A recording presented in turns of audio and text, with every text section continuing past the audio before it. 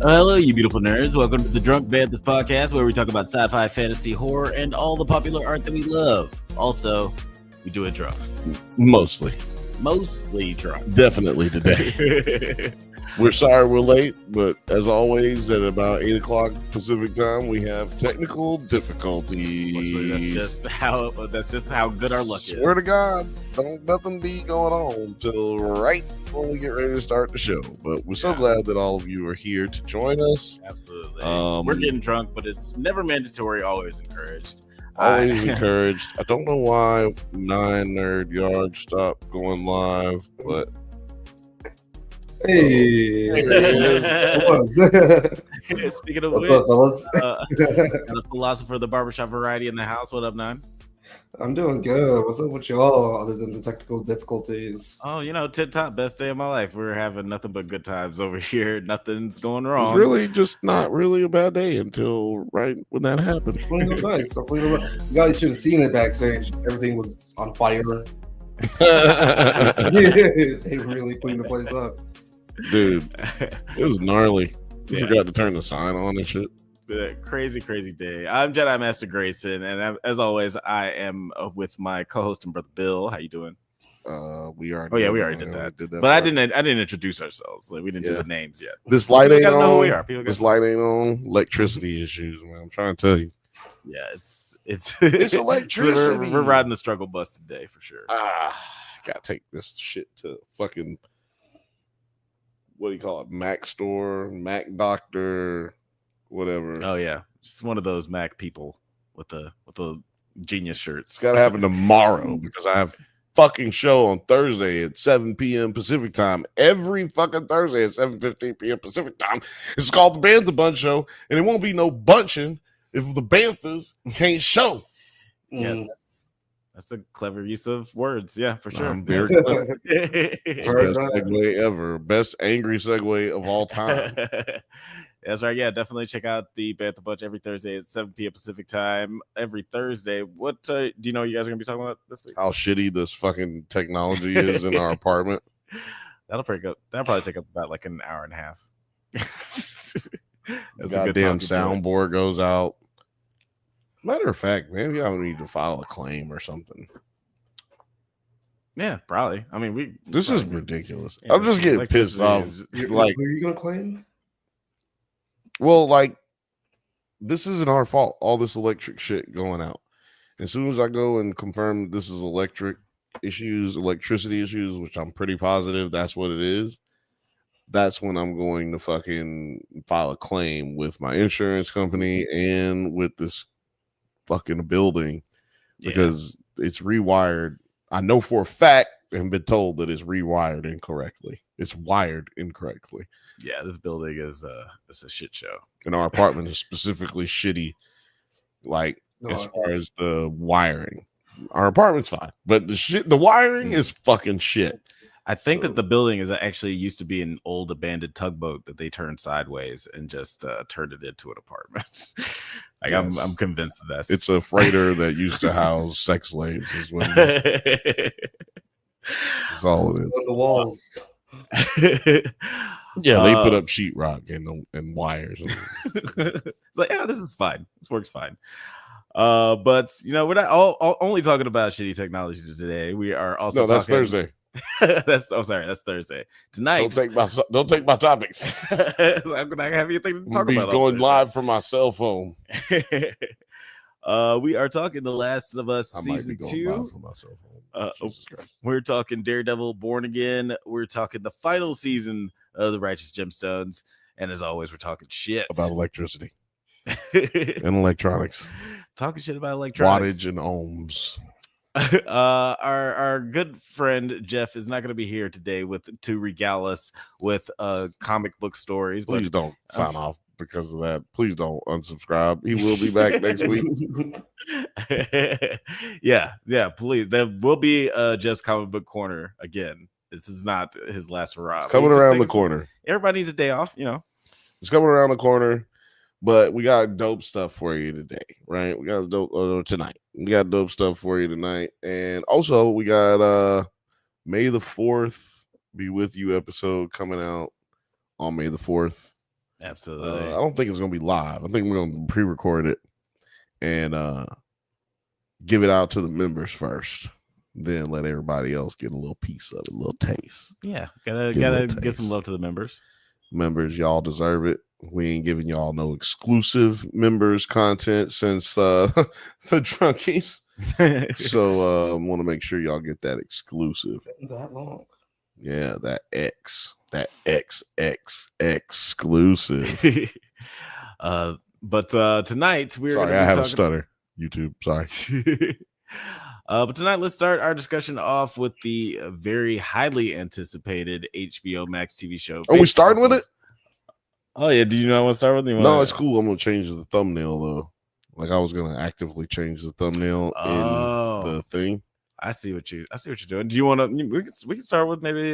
We got a lot of stuff to talk about.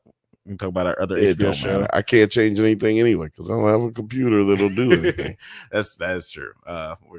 We're a little technology today, but yeah, okay. Let's just go ahead and get into that zombie movie that everybody loves.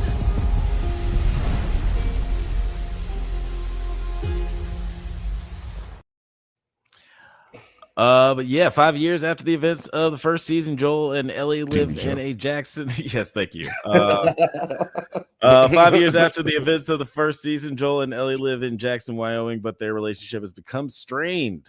This was an interesting intro into season 2. We saw how things ended with season 1. Brutal shit.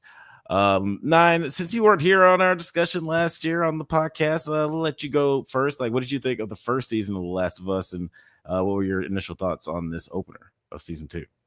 Man, I gotta say that this show is so good. Like, it's almost bizarrely good. I was just rewatching some episodes and I forgot that this is kind of like the adaptation gold standard, in my opinion.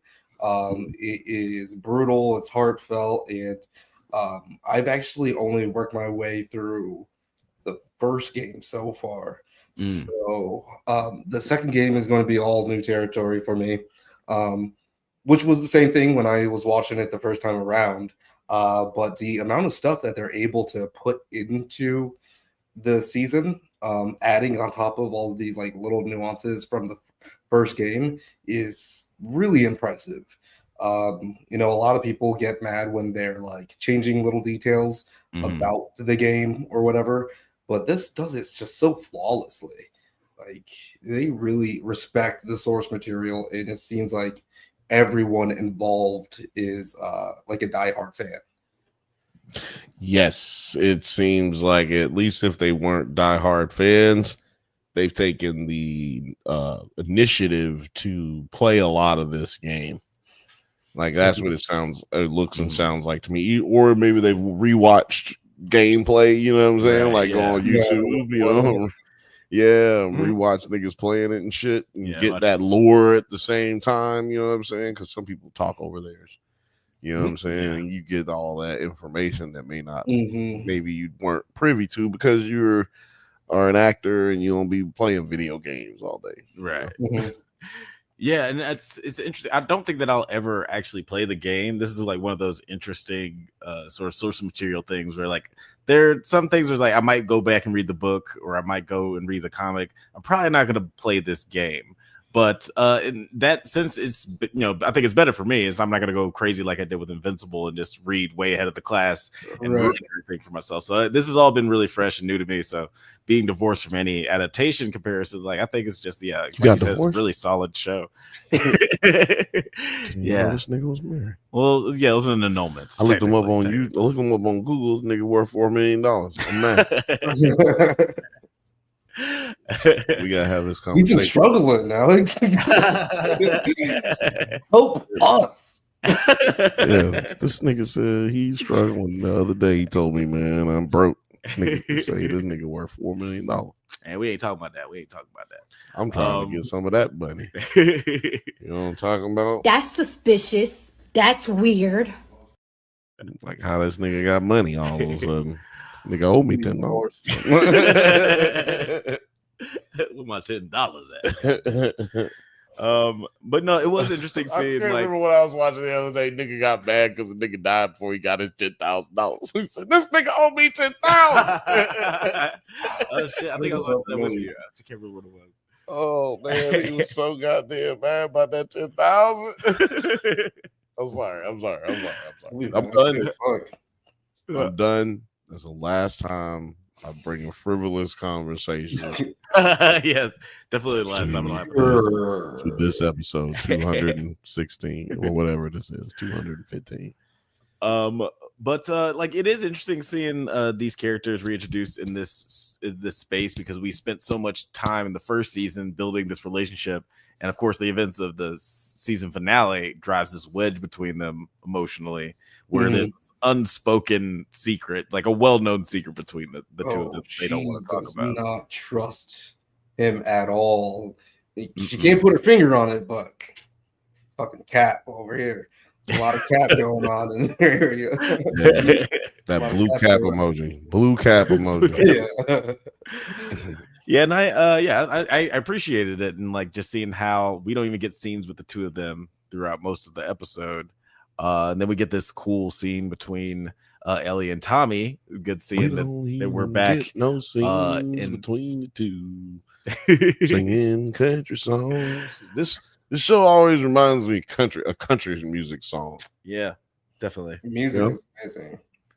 The music is amazing, but it's not country music songs playing the whole time. Like, but that's kind of how the vibe I get. Yeah, I want like old country, outlaw country. Some country songs about driving from Birmingham, Alabama to Tallahassee, Florida with a shotgun in your lap and a bottle of whiskey.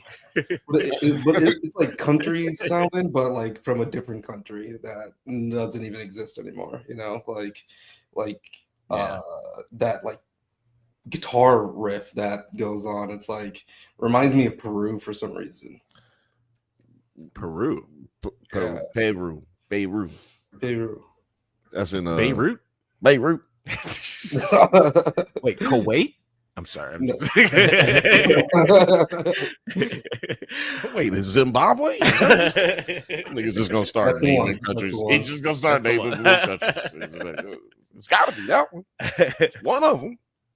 And then we get this really interesting scene between Joel's psychotherapist Gail, and played by the immortal, amazing Catherine O'Hara. What did you guys think about this scene? Like, of she would be Gail so happy to hear you say being that. the psychotherapist. I think she'd be happy to hear you say that.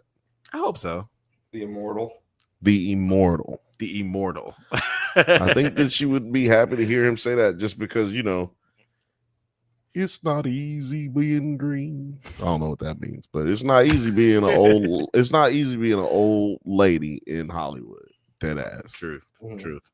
And there was like a long period of time where I felt like we didn't see her in a lot of stuff, and then all of a sudden she had this resurgence. Beetlejuice, Schitt's Creek, like she just started popping up in a lot of stuff. It was like, Catherine O'Hara is still a fucking. Yeah, I was speaking to the fact that like the last thing we saw her in was Beetlejuice before Beetlejuice 2. It's like, oh yeah, that's right. Yes, we saw Beetlejuice. Then 20 years later, she Beetlejuice has come back. She's been in commercials and shit. Macy's commercials. That's shout out to her, man, making that comeback. Yeah, she must have got divorced. I say that about people when they come back. It's like, oh, they must have lost that ball and chain. And then when you look it up, I usually say about dudes, but when you go look it up, nigga just got divorced like 2 years ago. You're like, oh. I say it's like 7 times out of 10. That's exactly what happened. Ophelia says, in on CPT, but am I too late to say I hate Joel? Because I'm praying on his downfall. Praying on his downfall. Those are some strong words from Ophelia. He's praying with his hands closed, and he's praying on him in the bushes. Like, I hope this nigga dies soon. Looking out the bushes like, where is this nigga? What is this? Peeking through the window shield. Peekaboo. I just put them boogers in my chain. I do want to get into that a little bit, because Joel, like with this scene with Gail, like Gail, Joel Osteen. Yeah, that's the person. Oh shit! Joel Goldstein. Remember in on Kendrick? I'm speaking Kendrick lyrics. Oh, right? Yeah. okay. I see the connection there. Yeah. It is. Connected. I don't know how I see the connection, but it's there. Yeah, man, it's there. It's there. Hold on, hit the button, goddammit. Athelia said in the chat, I'm like Eddie Brock the church on Spider-Man 3. Man, Yeah. get over Marlene. She's dead. You're not getting her back.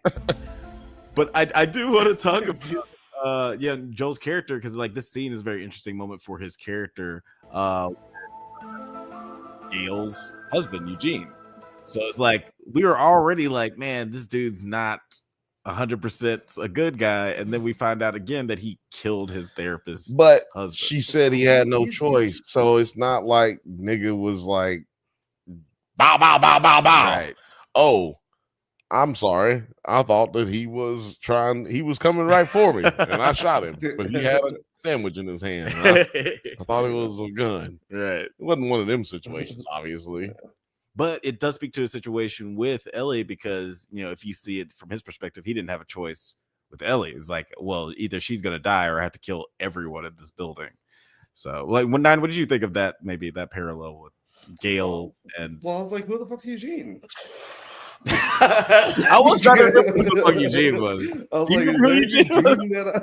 I'm like, is there a Eugene that I missed?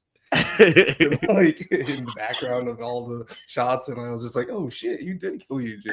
I gotta go back and watch the first season again, because I don't remember Eugene. I don't remember no goddamn Eugene. Who the fuck is Eugene? I think they were just laying the No, I see heavy spoilers talking about it a little bit, and I couldn't pay attention. But that nigga showed a picture of somebody named Eugene. Name tag to say Eugene on it. I was like, hold on, man. I was like, man, he's showing this old ass white dude, and either it's a preview from for later, or nigga, he killed Eugene. I don't even remember Eugene. R.I.P. Eugene. Poor Eugene. Fam. What up, Bantha Fit says, Bantha? yo, fam, what up? I'm gonna tell you what up. I can barely see what's going on because technology sucks over here. Othelius, I think, was saying he was on CPT time or CPT. We say CPT time like we say ATM machine. ATM machine. Yeah. So you don't need to add the machine. You don't have to. You're not Bush. You don't have to do it. That was an old people joke. What was I about to say though? We're talking about Eugene and his bitch ass. I don't know what. I don't know nothing about no goddamn Gene, nigga. But I felt it though. I was like, I did feel it. I did feel. I was like, yeah, I feel Eugene's absence. and then not having him, I felt like not ever knowing him made me feel worse. Like, damn, who was Eugene? Right? I feel bad for not knowing who he was. I think they're setting it up for like flashback episode or something. We'll eventually see it, but it did. I was like, hold on, Eugene. But no. Right. But her honesty in that moment, I guess she's the only therapist in town, which makes sense. There's probably not a lot of them that survived. Yeah. Break. Or even he wanted to keep doing it. It's like, hey, no, I'm gonna like run the bar now. I don't want to be a therapist anymore in the post-apocalypse. Yeah. Seems like a lot to take on. Your clientele is everybody in the world now, so. Yeah. Everyone is dealing with trauma.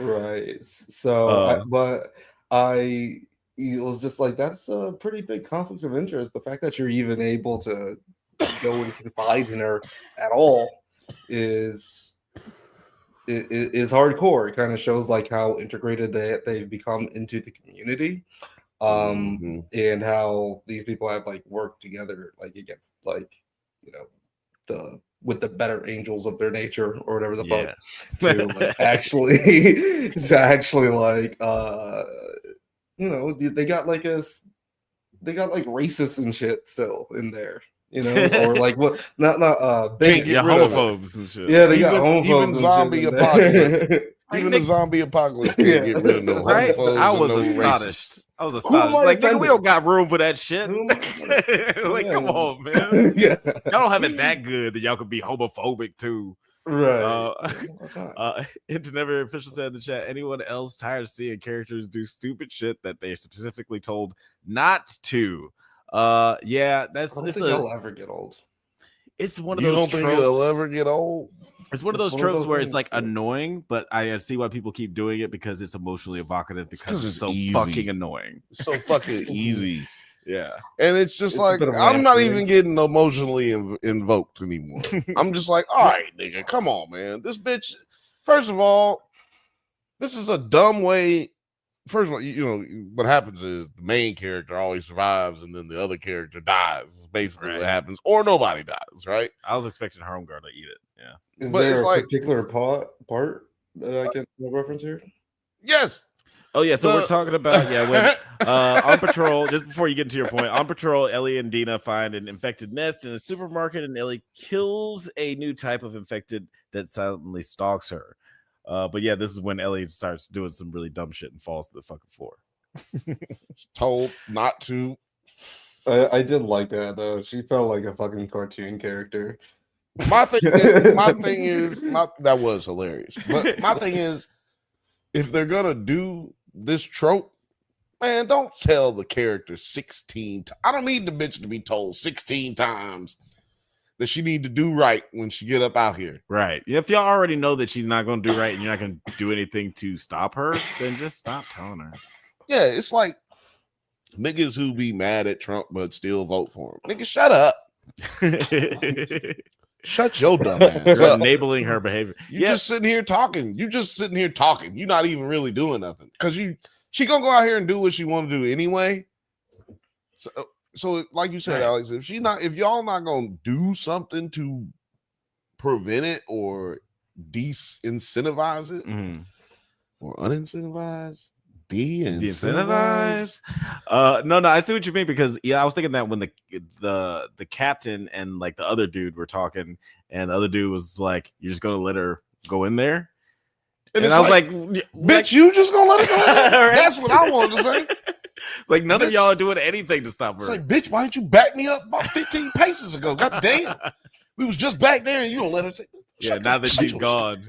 Do you Like, feel what like that's speaking more to just like Ellie's character, or are you just calling bullshit on the whole thing? I think that was just a poorly written moment where it's Yeah. just like that was a smoky moment where it's like, when you're around, I'll be quiet, but when she leave, I'm gonna start talking again. That's exactly what it is. It's like, why didn't you say anything when she was right? Why you ain't saying nothing? Hold on, nigga. I know you ain't saying nothing to me. That was he was cute. Yeah. I mean, Yeah, she was cute. She should have said something to his ass, like way more than she said. But you know what? Who am I to talk about what this actress can do or not? Because that's what I would have done though. As an actor, that's what I would have done. I would have been like, no, we changed the scene. I'd have been now. like, man, why didn't you do something? Well, you gonna do how many takes? Right. I'm gonna get one in where I'm just like, man, why didn't you do something? Yeah. And this show was no stranger talking to all adding... crazy, talking all crazy now just because she left. All right, It's like, all right, I see you. all right, I see you. You ain't help me out back there earlier. Bet I don't share my ice cream sandwich with you when I get back. That's what y'all don't understand. Damn. I'm getting a reoccurring episode, nigga. They're gonna have to change what they was writing with me on set, goddamn it, because I'm gonna say some live shit. I'm gonna say some shit they gotta keep. They're gonna have to add you into the rest of the season. It's like, hold on, what's going on with this guy right here? He's They gonna gonna be have- important. They're gonna have to keep me in to the end, and then they'll kill me at the very end. They'll be like, I'm so glad they killed him because he was not in the game. Man, I like the character, but shit. He is not in the source material. That heavy spoilers. He'd be like, I don't know why they put him in there. You know, is this like? He'd be like, oh, it's crazy. Ophelia says, y'all remember Ellie like 17, right? Angsty ass teen with a bad attitude, not doing what people say. Sounds pretty in character to me. No, that's not what I'm not mad at her doing crazy shit and stupid shit. I'm mad at it's like a motherfucker keep telling you, hey, stay away from the well. Hey, stay away from the well. You hear it like 15 times in the goddamn movie. the whole first act is just stay away from the well, and then the second act, nigga fall in the well, and then the third act is about trying to get this bitch ass nigga out the well. It's like, all right, man, just throw the nigga in the well from the beginning. Like, I don't want to hear all this shit about how he not gonna. Okay, now I know he gonna fall in the well. Like, they talking about, oh, don't go into the. Well, now I know they gonna go into the place and see some stupid shit. Like, leave a little bit to. I guess what I'm saying is we sitting here talking about how this is a trope. That means we can understand it. We don't need them to explain it all away. And I'm not gonna let this show get a pass on it just because I like the show. I'm not gonna let this show get a pass on it when we criticize other shows so much for doing the same thing, like just exposition that don't really need to be there. Yeah, because the viewer is smart enough to get it and understand, you know. Yeah, and to Athelius's point, Athelius said they white people, Bill. You know they don't discipline their kids, and I do feel like that's one of the annoyances for they only me. Got the black lady from True Blood, you know, she ain't doing nothing. and that's one of the annoyances for me is like you have like I guess you'd call safeguards in place or like structure in place where you could prevent certain things from happening. It's like you could have not put her on patrol. You could have. Like actually kept her. They tried that. You got to actually like. Well, I mean, like, but she just talked her way out of it. You could have just, which like, I'm not mad at. That's the end of it. Right. That's the only time we need to say anything about it. After that, I'm not trying to make a whole big thing out of this, but no. Yeah, to me, that's the only. That's right there. It was dead. Yeah, but he also knew that she was gonna just go off and do whatever the fuck she wants to do, and you know, like if you want to prevent that from happening, don't. I'm not mad about her actions. I'm mad about being told her actions 7 times before she even get a chance to do her actions. Right. That's all. And because, like I said, when Tommy told her, man, look, all right, I'm gonna put you on, but look, you can't be fucking around. It's like, oh, you know I'm gonna fuck around, right? She basically even said that. She was like, you know, I'm about to do what I want to do. And not since you're like a fan of the games, I'm curious how you thought about this new stalker that we got. That's like to ask you that. That's very because like is this character or is this zombie present in the games or is this like new for the show? I mean the stalkers are in the games, but this is kind of like in a different level where I'm trying to find the clip right here. It's on a different level of like my understanding. Maybe it's in like the second game, which I haven't played, where they're this smart. It is pretty freaky that they were able to like everything that she said. Like it was planning, it was hunting, there's a lot more of that alien type vibe to them, where they're actually like fucking with their prey a little bit, which I appreciated. I thought it was creepy. Well done. Yeah, it was super creepy. I definitely thought that they were like initially, like right before she even like came up on her, like when you just see her in the distance and she's like crying. It seems like she was trying to lure her in. I was like, oh, this is different than the. No, I don't think that she was crying, trying to lure her in. I think that she's trying, like this version. I just keep calling them the zombies, but okay, so this version of a zombie, or instead of clicking to be able to hear where they are, she can see, but she has to like, sounds like to me like she's trying to prevent herself from screaming, from saying, like from being heard, because she's like, it is very strange sound. Sounds like it's very upsetting. Yeah, like she's just trying to be like, bitch, I want to eat your ass. I want to eat you. Goddamn, you smell good. Goddamn, you smell so good, bitch. I want some of that. Give me some of that. That's how it sounds to me. Now, maybe I'm wrong. People who play the game, let me know if we're wrong. Sorry, the camera just lost it. Look, I did all that shit, and the camera was like, oh my God. Fifth Bantha said in the chat, Ellie has not been talking to Joel in this point because she's his quote unquote daughter. She gets special treatment in the settlement, and I buy that for sure. She's like preacher's daughter in a small town. Absolutely. I get it. Like I said, just dead it. All right. They said it. You said The it stalkers. once. The next scene, they said it again. The next scene, they insinuate it with her best friend. And then, slash boot thing. And then they say it again when they get ready to leave. And then, like we said, say it again when she's getting ready to get into the.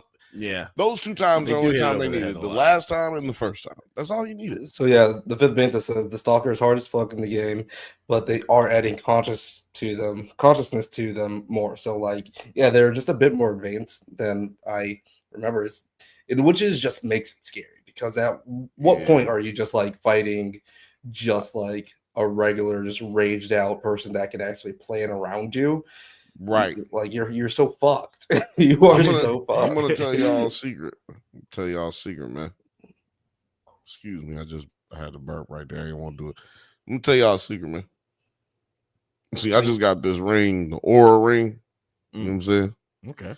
It like wraps, it's like an Apple Watch or a Fitbit. It's for your ring, it's on your ring, so it's discreet. Yeah. Man. Thing keeps up with everything, your stress level, your heart rate, sleep patterns, and all kind of shit, right? Your blood pressure. Okay. Keep up with your blood pressure, calories, your walking, your steps, all of that, right? Yeah. Nigga. I look back at it. I was taking a shit.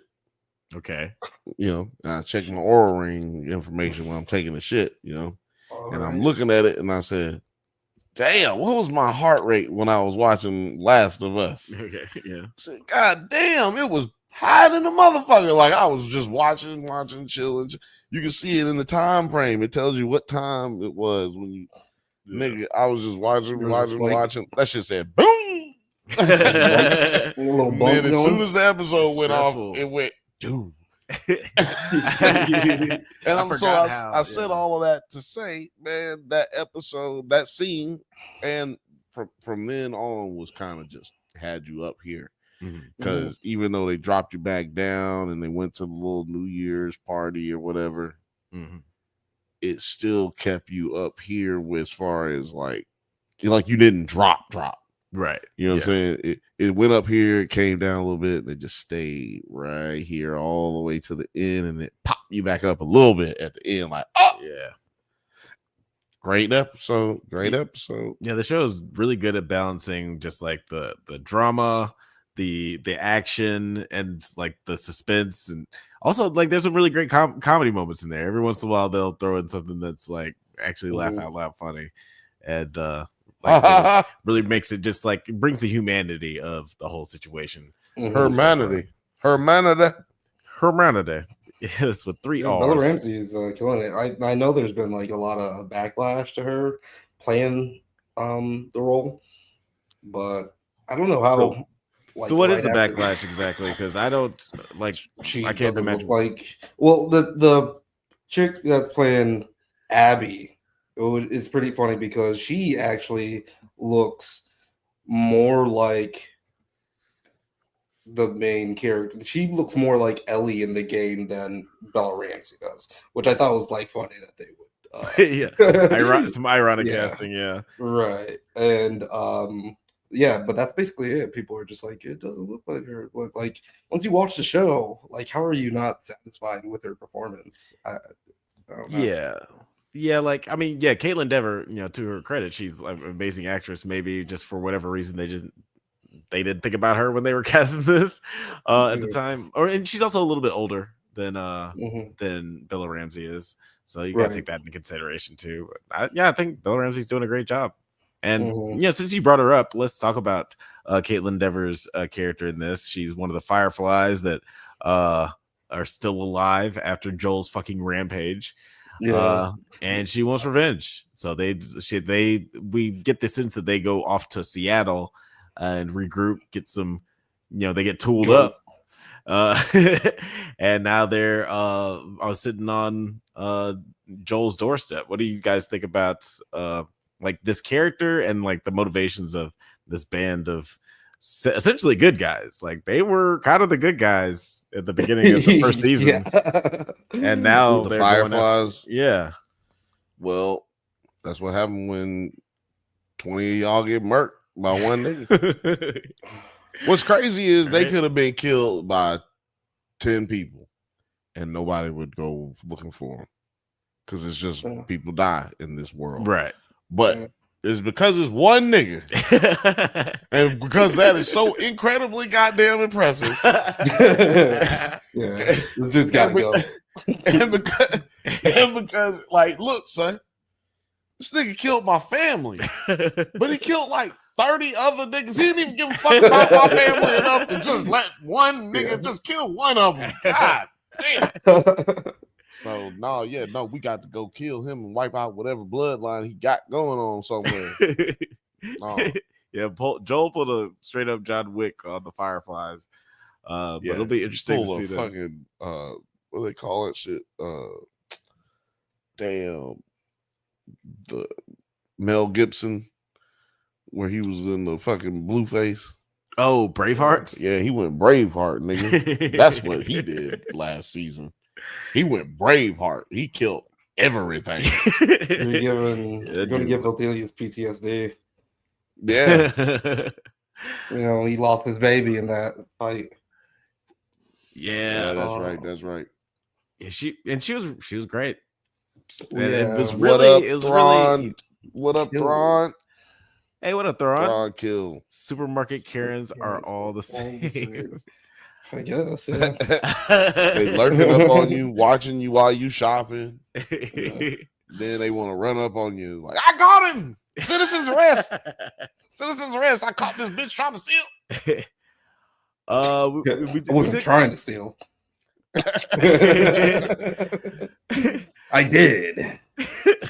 We did talk a little bit about like this at the end, where somebody says a homophobic slur from at the New Year's Eve party. Is dyke a homophobic slur?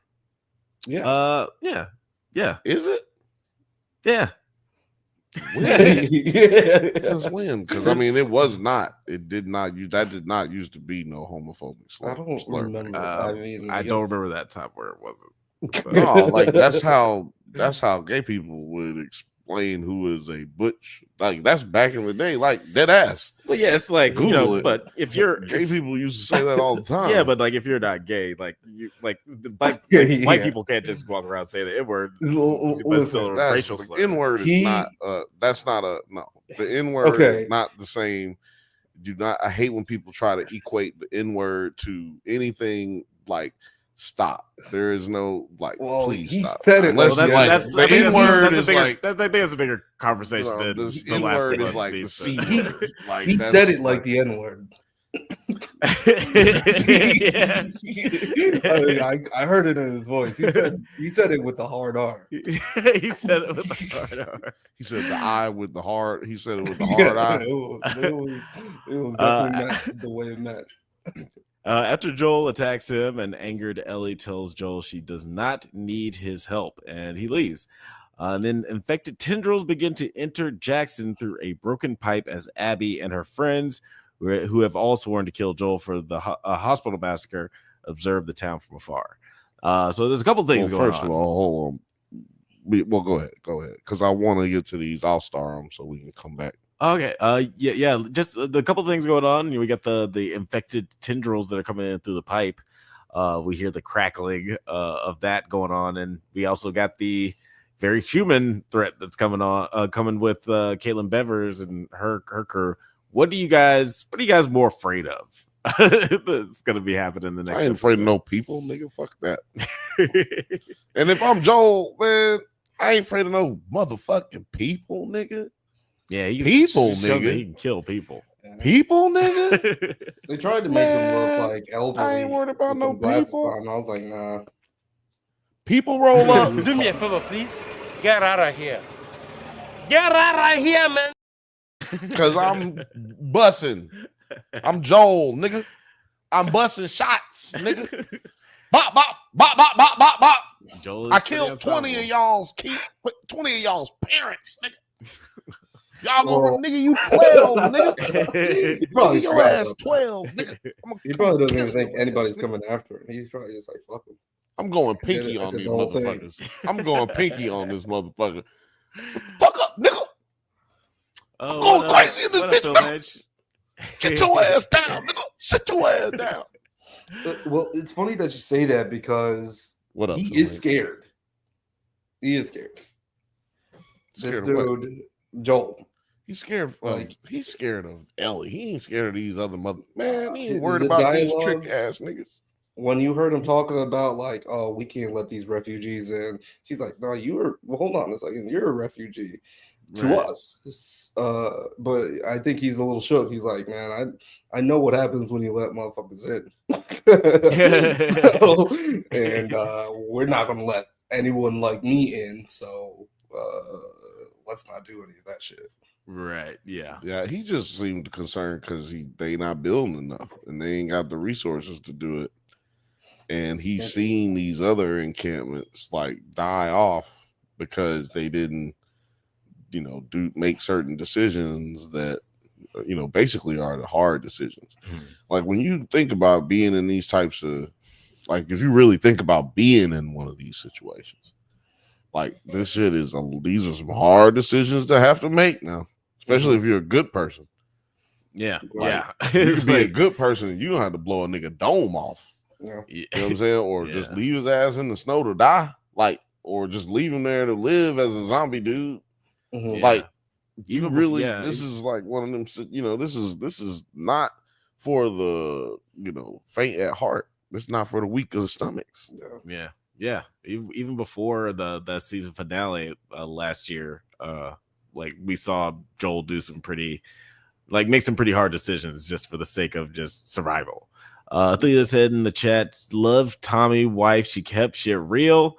Joel, like one of those Mexicans that vote Trump. He used to be. Yeah, He was he's before got his that kind daughter of, died. He's got that kind of coding for sure. He's like the dude who used to vote for Trump. He's a Mexican who voted for Trump, but then they deported his daughter. So he like, nah, fuck that shit. But then, he don't really he just want revenge. He don't really have a purpose in life because he's mad, he angry, as he should be. As he should be. Yeah, that's how it goes. I seen the story, man. It's a sad story. See that. But yeah, I did like their dynamic. This is a sad, dark episode of the Drunk Banthas podcast. Why? Because all my jokes have to do with the sad ass shit that's happening in this motherfucking sad ass show. Nigga, this show is sad as hell. It is. I love it. I love the sadness. I'll drink your tears. It tastes so good.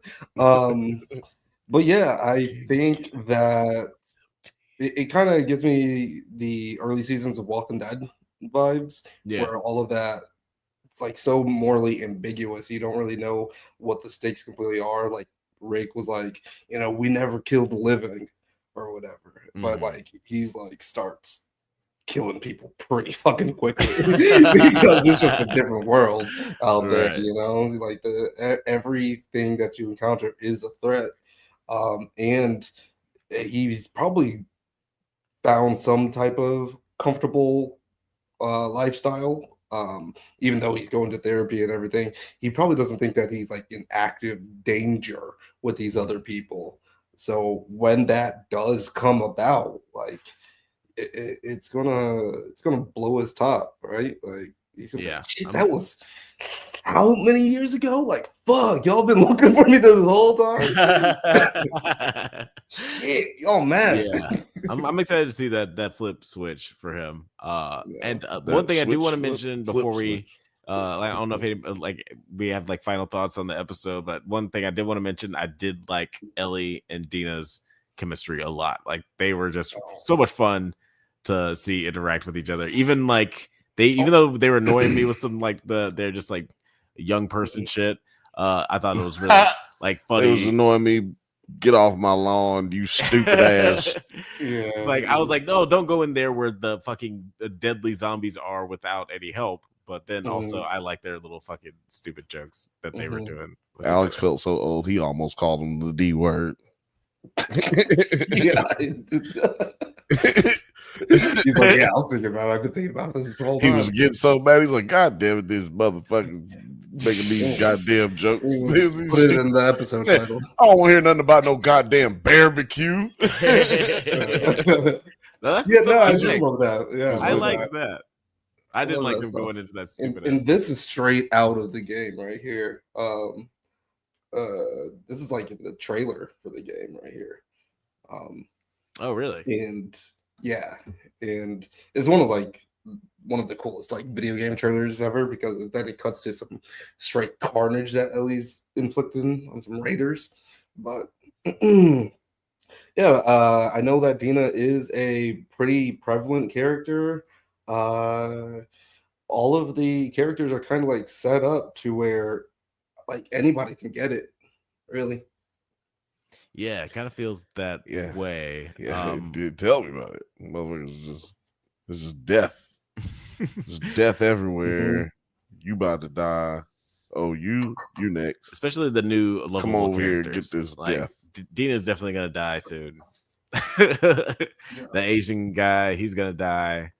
I was like, oh man, you're really cool. You seem like a cool guy. You're definitely gonna fucking die. Probably getting paid too much to be in this. You gonna die. Episode 3, I get it. Ooh, you gonna die. You know how many episodes this is gonna be?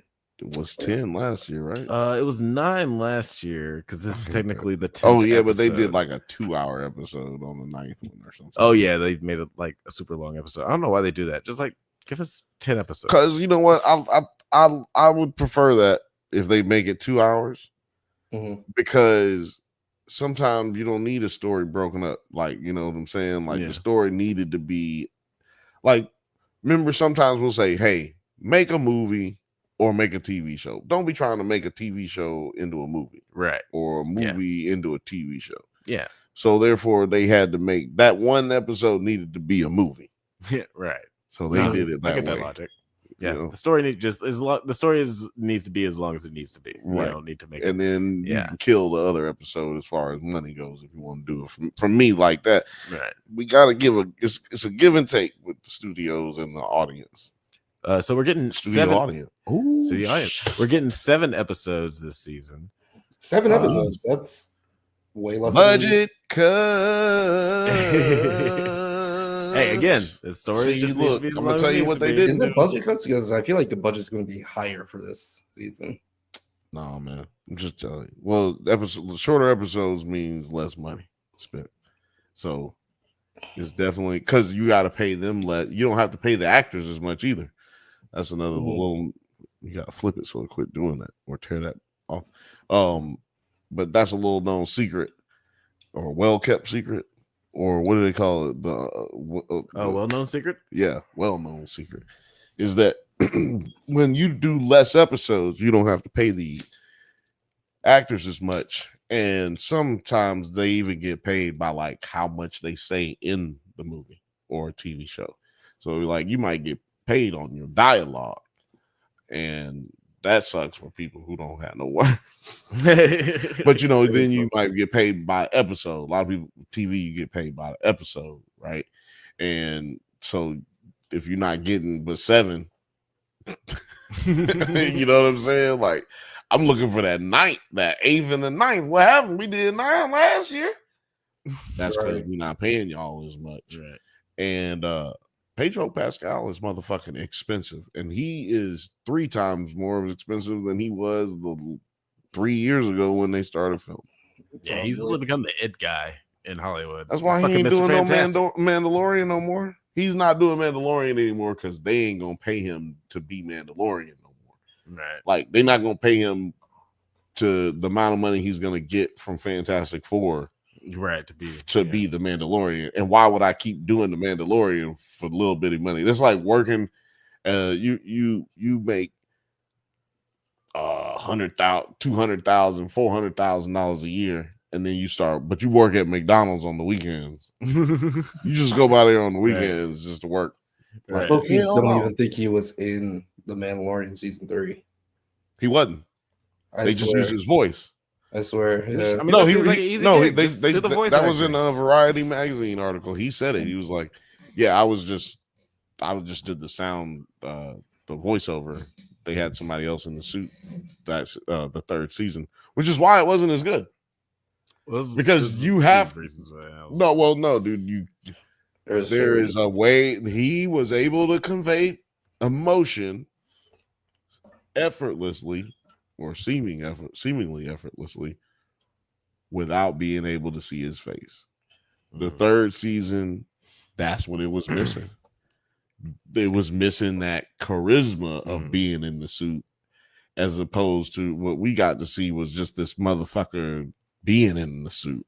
Yeah. And we just got a lot less of him too. But lot less of him, right? Because I'm not fixing to pay this nigga. He ain't even goddamn here. Right. But what was the rating on this one for future for the season 2 opener? This is for future dates. It's an 8.0 so far with a 7.6 thousand. Okay. Oh, that's gonna go up. What would you guys want to rate it? Yeah, 8 sounds good to me. 8 sounds good, dude? Yeah, or 8.5. I don't know if you can do that. Yeah, in spite of the issue that I had earlier, I'm gonna still give it an 8. Yeah, 8 solid. 8 solid for this one for sure. Yeah, for sure. Solid opener. A lot of intrigue, a lot of suspense. Interested. I didn't want it to stop. I was like, I want to see more of this. Let's go. Let's go. I needed a break from whiny little bitch teenage shit. Sorry. But guys, let us know in the comments. They can be dudes, by the way, and I'd still say the same thing. It's not like whiny it's just teenage females. It's just whiny bitchy bitch. You whine like a little bitch. I expect this from Alex, but not you, Bill. That's right. Well, you know what? Maybe I'll jump on the train of hating women with Alex. But guys, let us know what you thought in the comments. He might have converted me. Let us know in the comments what you thought of this episode and what you thought of the season. Well, wait a minute, man. What y'all think about this kiss? Y'all, we avoided it. Out Magazine was all talking about it. It was a big thing for them. Oh, was it a big thing? It was a big thing. So, how did y'all feel? It's cute about this one right here. Again, I really like their chemistry. I thought they were like really like they built up their relationship really well throughout the whole episode, and it just made all the sense in the world. I could tell when she was adjusting her gun strap, she's like, "Oh, they're gonna kiss before the whole episode's over. They're gonna hunch." Yeah,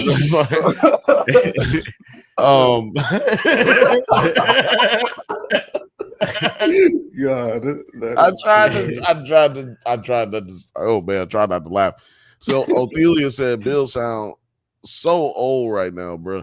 Listen, I'm the one that brought up the kiss. See, wasn't nobody trying to be progressive and talk about the kisses from the women. Honestly, I didn't think it was a big thing. I didn't know because I did talk about their relationship, but I didn't know that it had been such a scuttlebutt on the interwebs. But this is two females, two teenagers. I'm assuming that like one of them is like coming. They're basically both coming out to the whole city at the same time. Yeah.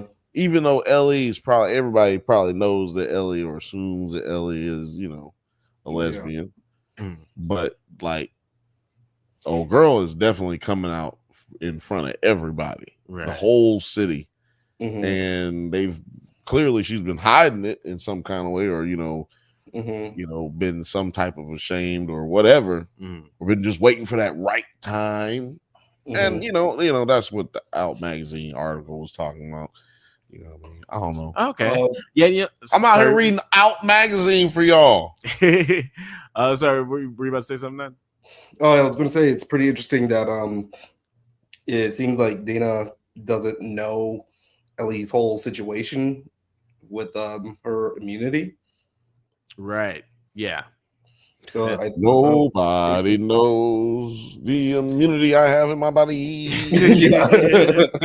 Nobody knows. It's obviously something that she hasn't divulged. And and I was trying to figure out, because it's kind of crazy that it's like you're safe from the the infected, but if someone sees you get bit and they don't know your situation, Like, Yeah. how quickly are they going to just be like, blow your get it over brains fast, out. boom, Bop, bop, and bop, like, bop. Blow her yeah. brains out. Bop, bop, bop, bop. And correct me if I'm wrong. Maybe I read this wrong. Was she cutting herself with a knife to make it not look like a bite? Yes. Right. Okay, Yeah. so I thought that was a nice touch that she was like, "Oh, I got to make this look like a scratch." So, Here we go again. Right. Carved up. She's been doing that for the last 5 years. Yeah, it's got to be Just like, a rough that's look. why she like, goes out by herself and shit. So What's that one? The Batman villain that like Oh, Mr. Zaz. Yeah, like Mr. Zaz. Oh, For every zombie I killed, but really, I'm just trying to cover my bite marks. Didn't his whole face get covered up with bandages by his end? Yeah, I think so. Like, yeah, he's got a couple of He's got different. fucking crazy a bunch of bandages on his face because he just keeps cutting his shit up. I love that character. I want to see him in the Batman, but that probably won't happen. But guys, let us know what you thought of this episode. The kiss is a big inflection point that sets up the storyline from here out. Oh shit! I heard it was at the end of the game though, which sounds like it's weird. I'm just looking at these. I was nervous. Dina didn't. She's coming out, but sorry, this is a little. Okay. Ellie was nervous. Dina didn't give a damn and was ready. She was like, "Yeah." She was like, "Pop them cheeks, girl. Let's go." Like, what's we doing? What's we doing? What do you mean by that? The right jeans. The right time and the right jeans. Maybe her pants. She wears blue jeans, and she got the good jeans for the the immunity. Yeah. I think he was talking about. We was talking about the immunity. I think he was talking about the immunity right there. And she also had like her special New Year's Eve jeans on. Fifth Bantha said she's coming out, but she's also dating the Asian guy, so it's a big deal. She was dating the Asian guy. She broke up with him. Yeah. That look, I knew that was going to happen when they were having that conversation. Like, it was confirmed. They was definitely going to be getting it because I knew she was asking her who she was going to the dance with because she wanted to know if she could go. Yeah, I kind of feel bad for dude because he literally was just talking to her and then he got his girl stolen right in front of him. But he also knew, like he was like, yeah, that's never gonna happen. She's like, why? He's like, I feel like they had that conversation. I believe it. Because that's how it sounded to me too. He sounded like he was like, yeah, well, okay. Y'all don't stay up too late. She didn't let me touch her pussy. I'm gonna just tell you, there's gonna be some weird shit if you think that this is gonna go down with me. But yeah, guys, let us know what you thought of the opener of The Last of Us. Almost at The Last Jedi. But that better not be in your top 5. We should move. Damn it. We should move on to our next topic of the night. We're gonna go hang out with our crazy Christians. Who? It's those guys up in South Carolina.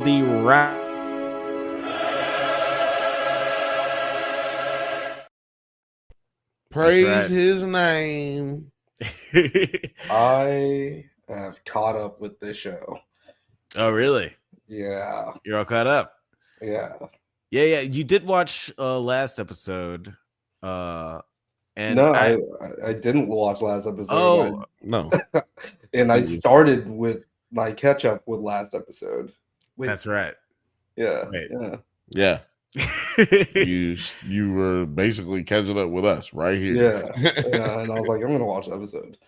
And this was this is an interesting episode to jump into because this is an interlude, another flashback episode. I was hoping, like when I saw the title, I was hoping we get back to the Bradley Cooperness of it all, but I think that story's been told. It was like nice and satisfying. And we're gonna get back to it. A piece. Oh, you think closure? So? Yeah, because he does. We'll talk about it a little bit later. But yeah, Nine. What were your initial thoughts on this episode 4? It's awesome. I am really impressed by the way that they're able to character build on this show.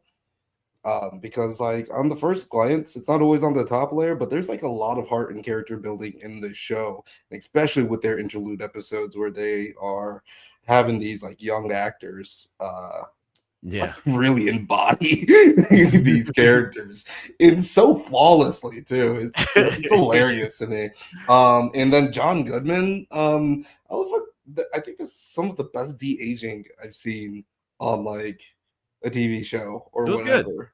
Yeah. Like I guess I'm used to like seeing like weird ass, Luke Skywalker on like Disney or whatever, but this looks like pretty goddamn natural. Yeah, it's always a beautiful thing because these people, a lot of them are Southern, and all of these people in this cast would have grown up in the era of television preachers. And television preachers, mega church era is a very specific finite time in America that everybody was familiar with these priests by name, and still to this day somewhat we're in that way, like Creflo Dollar. And we still got pimps. Joel TD Jakes.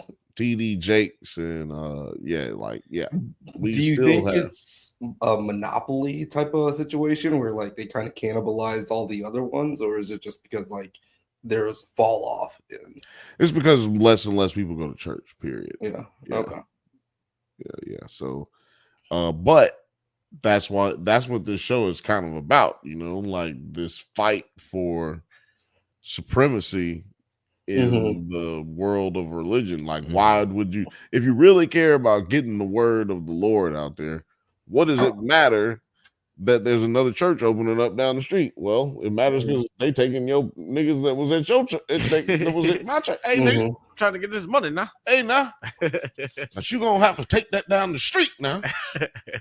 Shit, we don't do that shit around here. It made me think you about like this when you do a Baby Billy impersonation. Yeah, because it's like acting like you're punching at nothing. And Amy Lee Gemstone, like she continues to be probably my favorite character in all of Righteous Gemstones. And one line she has in here was really struck me when she was like, I don't like, do we really even need all this? Like, she was like alluding to like maybe the money isn't worth the whole community hating us.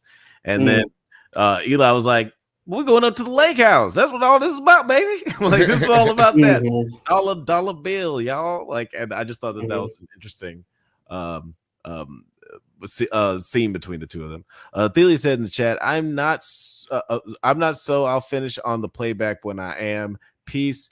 And I like the stream. If y'all ain't done and if y'all ain't done it already, support Non-Nerd Nation and the Banthas. Oh, appreciate it, man. Appreciate you, Thank dog. you for the kind words. I think he was saying he's not caught up on this yet. Right. So, he got to bounce. No, I get you, man. We don't. That's how it is, though. You got to bounce sometimes when you don't want no spoilers. And you can come back. See, that's what people do. They come right back. Yeah. That's dope. There'll be timestamps so you can figure out when. Please come back, everyone who leaves. Please. Sorry, that wasn't me. Somebody else. But yeah, what were your initial thoughts, Bill? Like, we got fucking Amy Lee Gemstone back in the place. Man, I love me some Amy Lee. Amy Lee is awesome. I love that she is a presence in the show after she's dead. It's pretty crazy. Yeah, I think that there's no way they would have brought her back after she was in season 1 if it wasn't for how well received she is. She is like you said, she brightens up the entire show. It's like every time you see her, you're like, oh, it's Amy Lee. Like she's everything that they've built her up to be. Remember, Baby Billy just was like a fuck up, but he was infatuated with his sister. Yeah. And most of the time, it's like if for characters like this in movies and TV shows, you kind of like they'll refrain from showing her. because it's like, well, we won't be able to like live up to how much we've built up the character. Like, there's not anything that's gonna be able to encapsulate everything that we've built up, but fucking this actress does. Like, every time she shows up, it's like, God damn, there's Amy Lee out here misbehaving. She's singing her ass off too. Like, the songs in the show are awesome. Yeah, the music is always written so by Edie Patterson and Danny McBride. Yeah. Oh, really? Okay. Yep. It turns out to be they're incredible songwriters. If they were making country music songs in the 60s, they would. God, yeah. I was about to say, let's relax a bit on the amazing songwriting. Hold on now, because these songs are basically just ripoffs of songs from the 60s, gospel songs from the 60s. Right. Yeah. So but I'm just saying, like, we can go back and find one for each one of these. It's just like, this is just for like sure. Yeah, we can like obviously like riffing off of those things, and like might even just be like straight up emulating that kind of stuff. But it's still like a lot of talent to be able to tap into that and make it sound authentic and like actually from that. Yeah, now they singing their asses off though. That's what it is. That's what's surprising to me. These are the actors actually singing. Yeah, now they got auto tune on there, but auto tune in the way that it's supposed to be used. They ain't doing the T-Pain shit. They doing the shit that has been used with rock musicians and shit like that all through the 90s and whatnot. But it's still impressive, like regardless of whatever amount of auto tune is used. Yeah, they still sound these great. Motherfuckers is hitting these motherfucking notes, boy. They blowing. Amy Lee can straight up blow. She gotta be like a singer who was like goddamn like failed. She couldn't make it. Jennifer Nettles. Nobody listens to that goddamn music. Jennifer Nettles. But that's the actress's name. I was trying to find her.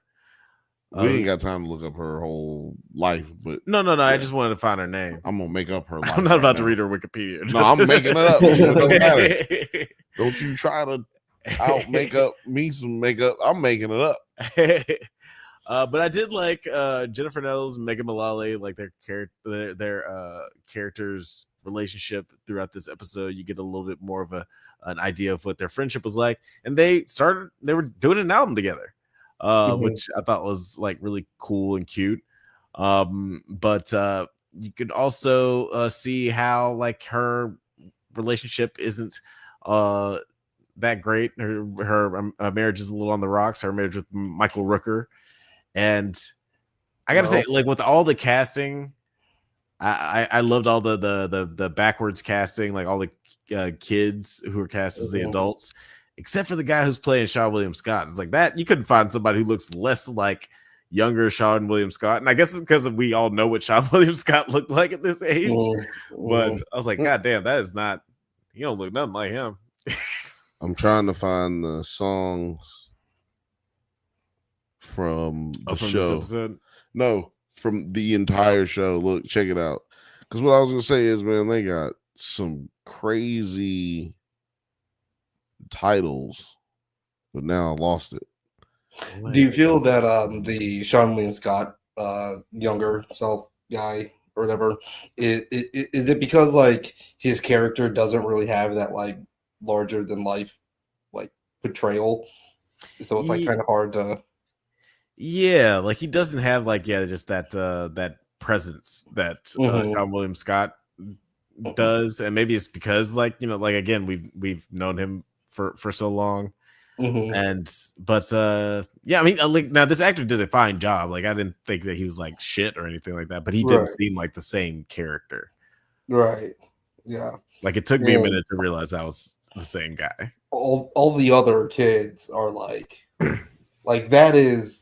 that's Judy right there. That's Judy. That's Judy. It's kind of crazy. Kelvin's the only one that don't go with it, but fucking young Jesse, that boy deserves an Emmy. Jesus Christ. That boy deserves an Emmy. Somebody give that boy an Emmy. While we out here playing around. Hilarious.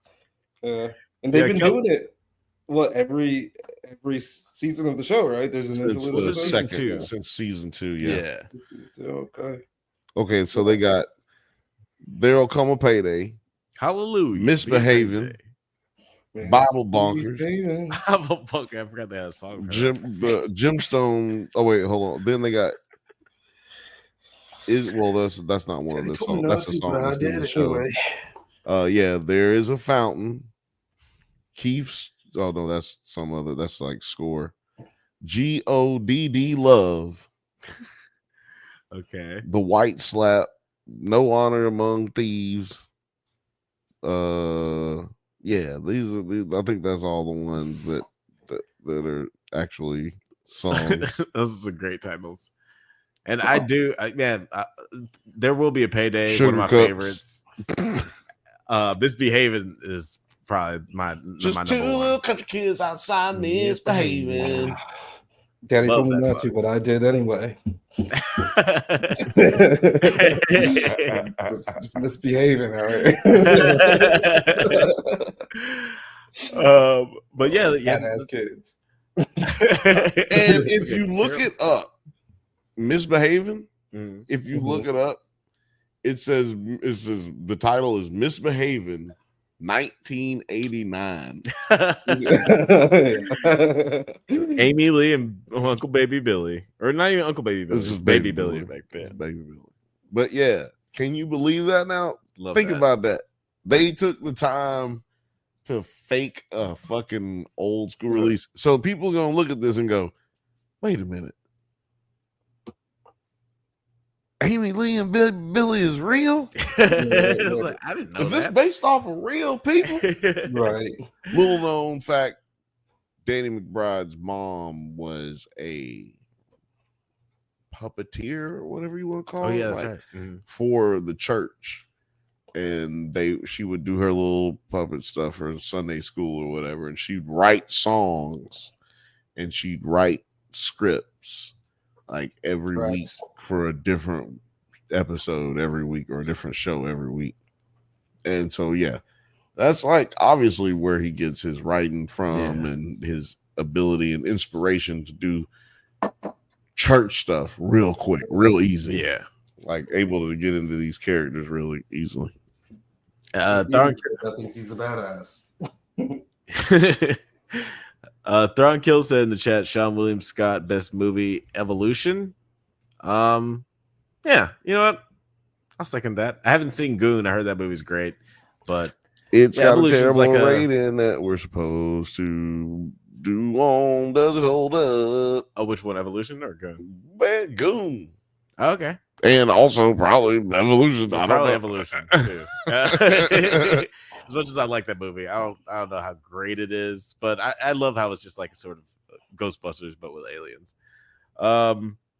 But yeah, this then, like as we were talking about earlier, Laurie's relationship with Michael Rooker's on the rocks, and Laurie confides in Amy Lee that she's her marriage is pretty much on the rocks.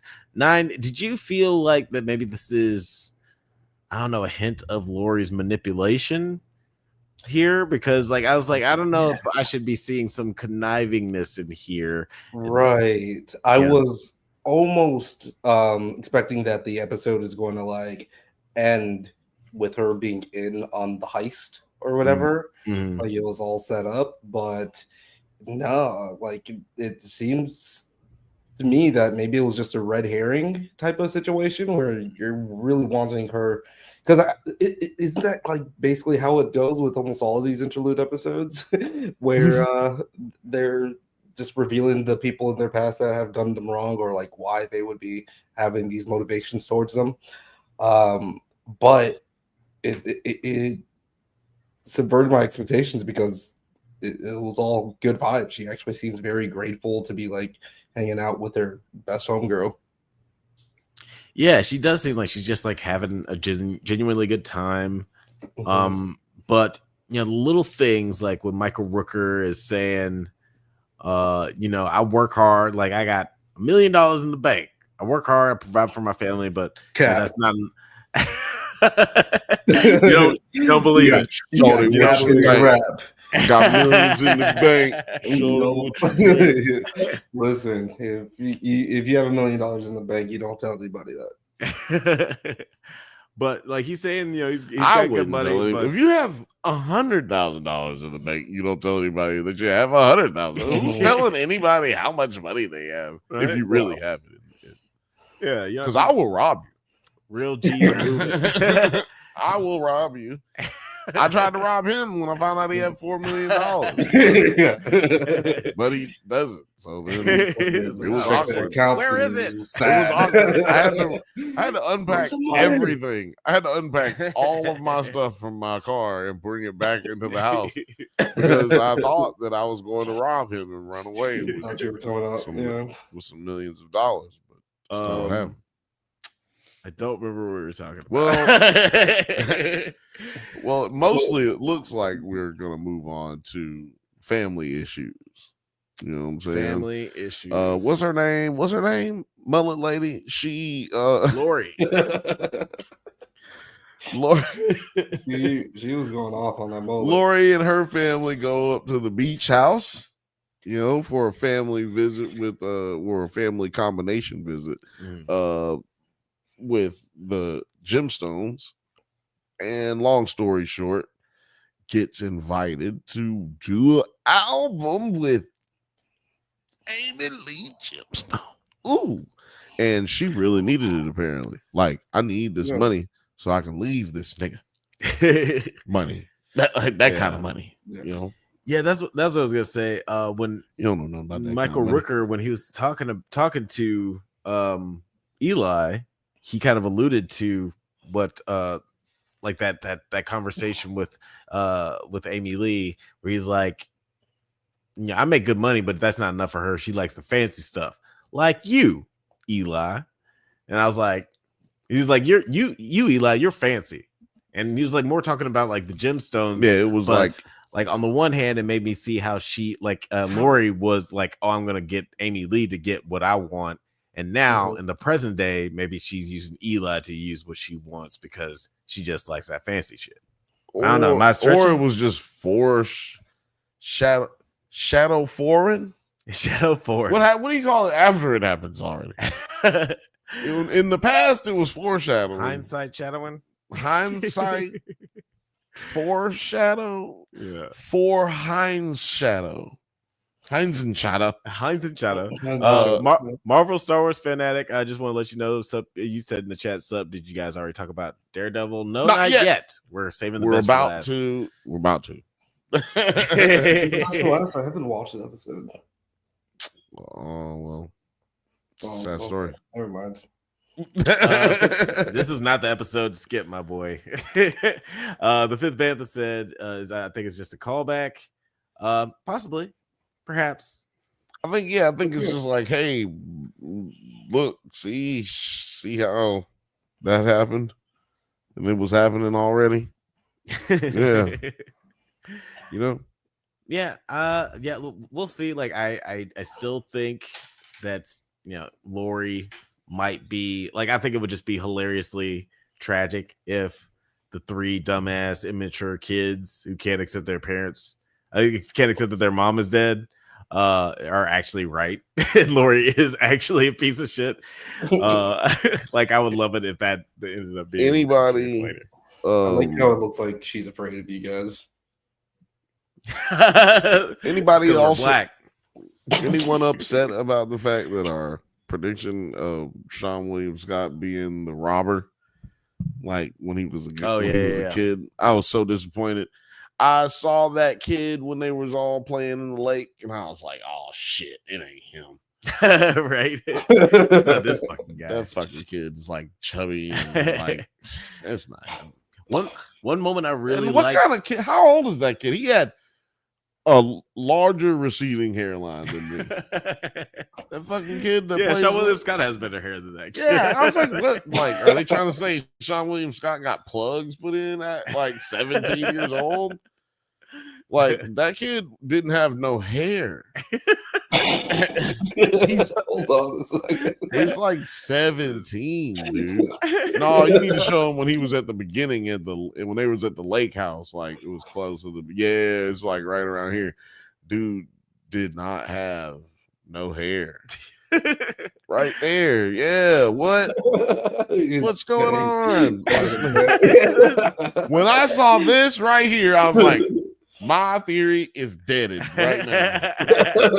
When I saw that, Dead I didn't know my whole theory, nigga. Dead my whole shit. I didn't know what character that was supposed to be until they got to like lunch later. Yeah. And, like I was like, that's Cody. I'm gonna assume he's like 19, 20 because he's hanging out with Jesse. You know, like he's around Jesse's age type shit, or a little younger than Jesse. How old are you? Because Jesse's like 21, and he got her pregnant. There, he's like 21, and I don't know, but like this dude right here, dog. I don't know, man. I paused it and went back. I was like, God damn, my fucking shit look the same as this nigga. He's supposed to be 20. He's supposed to be 20 years old. I bet you he made his hair look real good during his audition. And then when he got into that water and he came out, they said, God damn it. What the fuck do we do? Hey, listen, and if you are watching right now and you do have the same hair situation, it's all right. You know? It's all right. And also,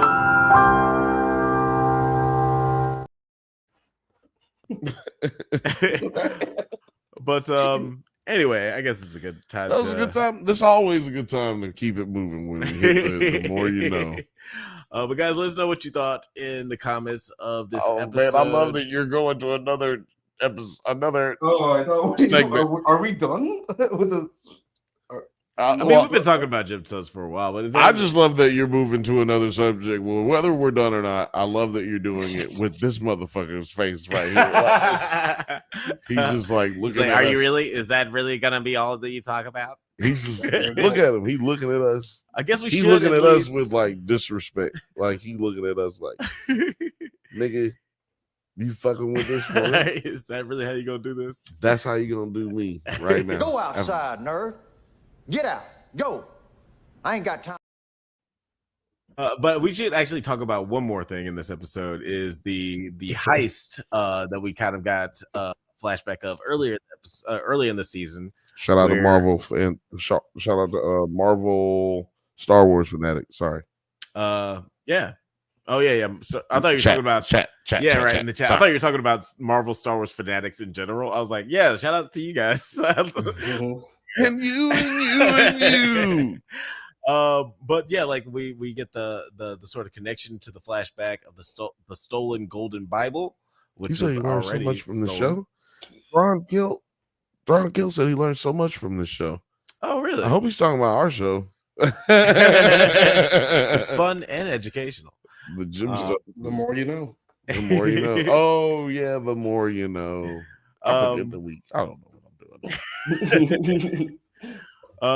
But yeah, we see that it was in fact Michael Rooker who stole the golden Bible and who also saw Kelvin underneath the table. I mean, underneath the bed. And I actually really, really loved the moment where Cody is talking to Lori at the table, and he kind of has the realization that it was his dad who stole it. He because knew the whole time. Is this interesting? He knew when he didn't show up. He knew it right there. Well, is it interesting he's like putting the pieces together, but it's this interesting camera trick that they use in movies a lot.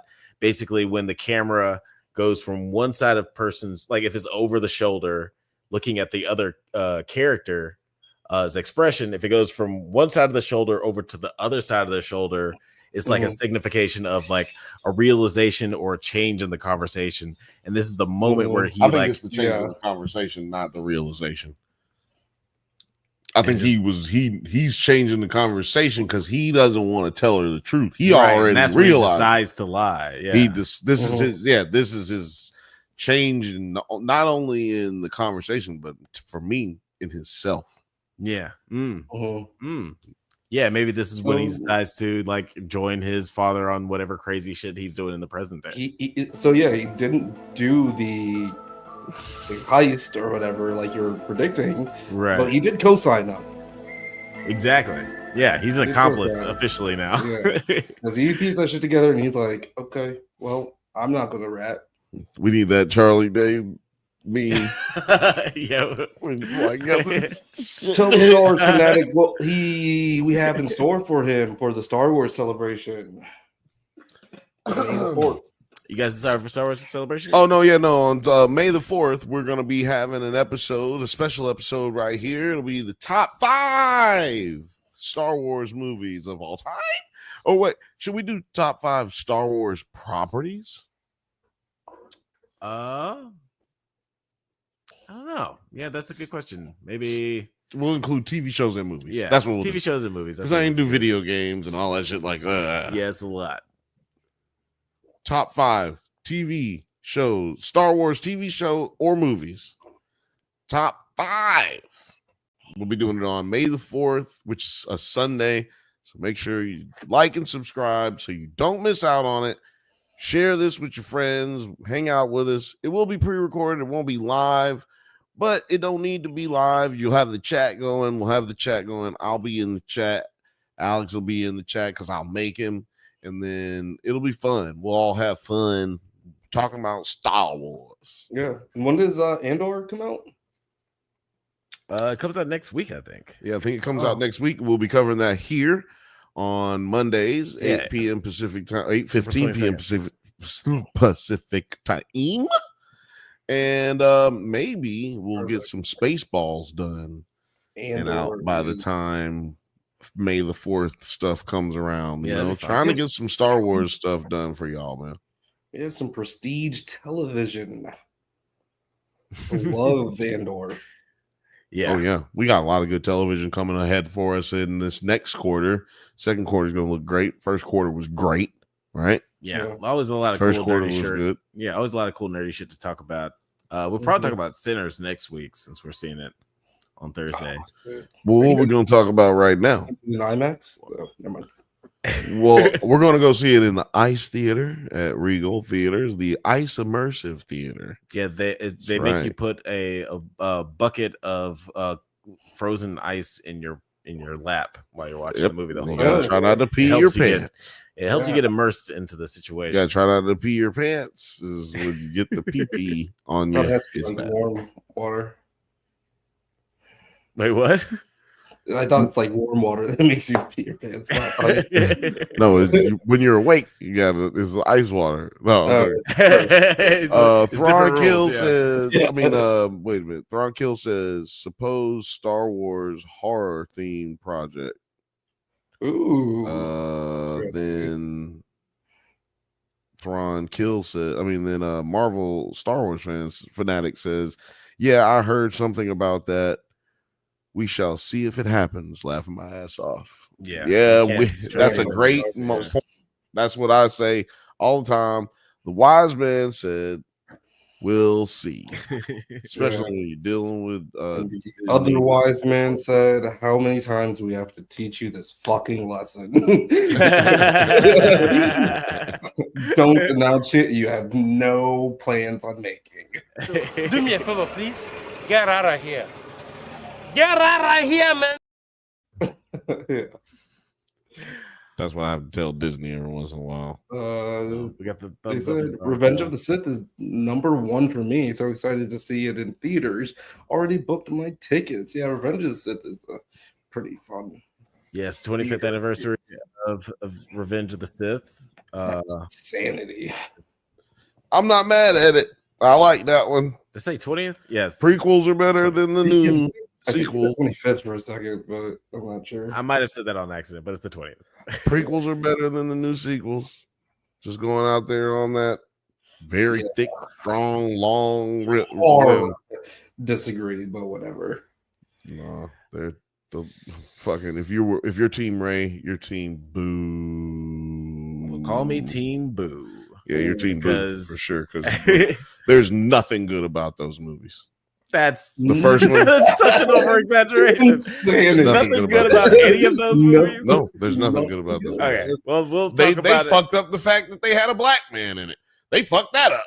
Well, You got a whole video about how they fucked that up. Yeah, I also have a whole video about how I like a lot of the I things know, they but did. I know, but I'm just saying, like the number one thing that was supposed to be good about it, they fucked up. They couldn't even get that right. They fucked the whole goddamn we'll have a Star Wars Terrible day to movie.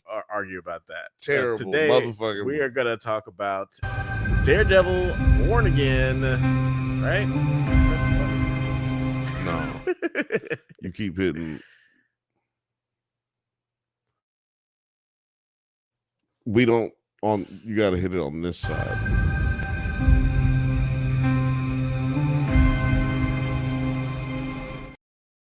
That was exactly the same. Yeah, I was like, I think there's something tripped out where we couldn't see it for some He reason. was basically clicking it twice on our end, and so it was playing, but because it was still playing your voice. I'm listening to it on playback. It was still playing your voice, even though it was playing the title screen. But anyway, we told you we got difficulties over in this bitch. Daredevil Born Again season 1 episode 8 Isle of Joy.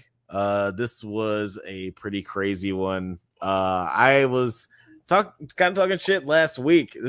It'd be interesting to see some clips from last week's episode because I was talking shit about how we just kind of abandoned the Dex storyline, and Jeff was also mentioning that at one point in the comic books, Dex used his tooth to escape from prison.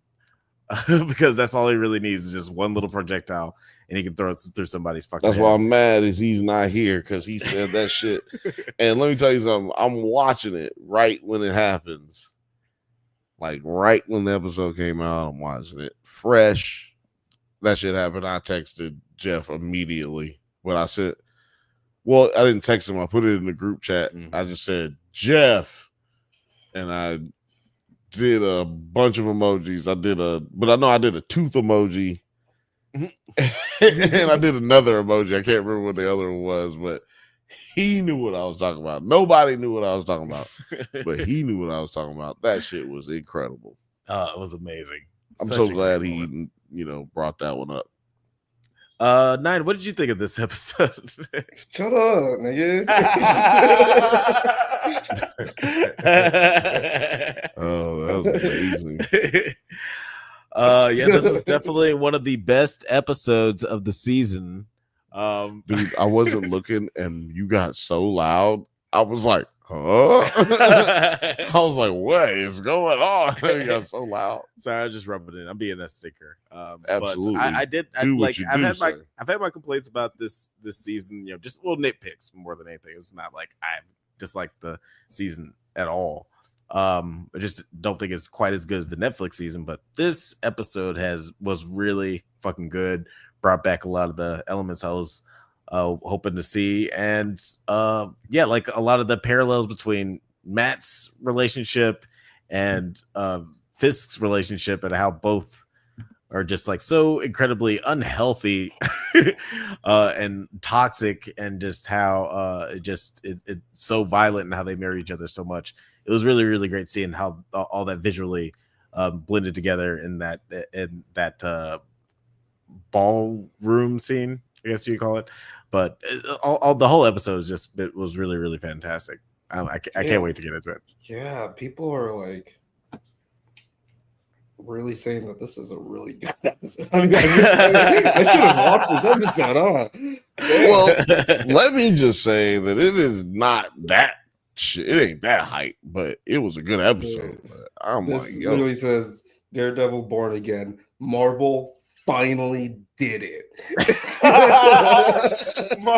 It's such a big statement. It's such a big swing from one what week did to it the next. do? Though. What the fuck are you Last talking week they about? talking about how they fucked Show's up the ass. whole show. They fucked up the whole series.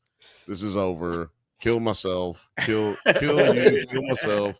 It was just all that kind of reaction. Now it's, oh, this is the best thing ever. This is Marvel finally came out of the They dumps. finally did it. It's like They they never finally made did it. anything good before now. Before this episode. Yeah, I was like, wait, what? 25 years to finally get it right. No, I like,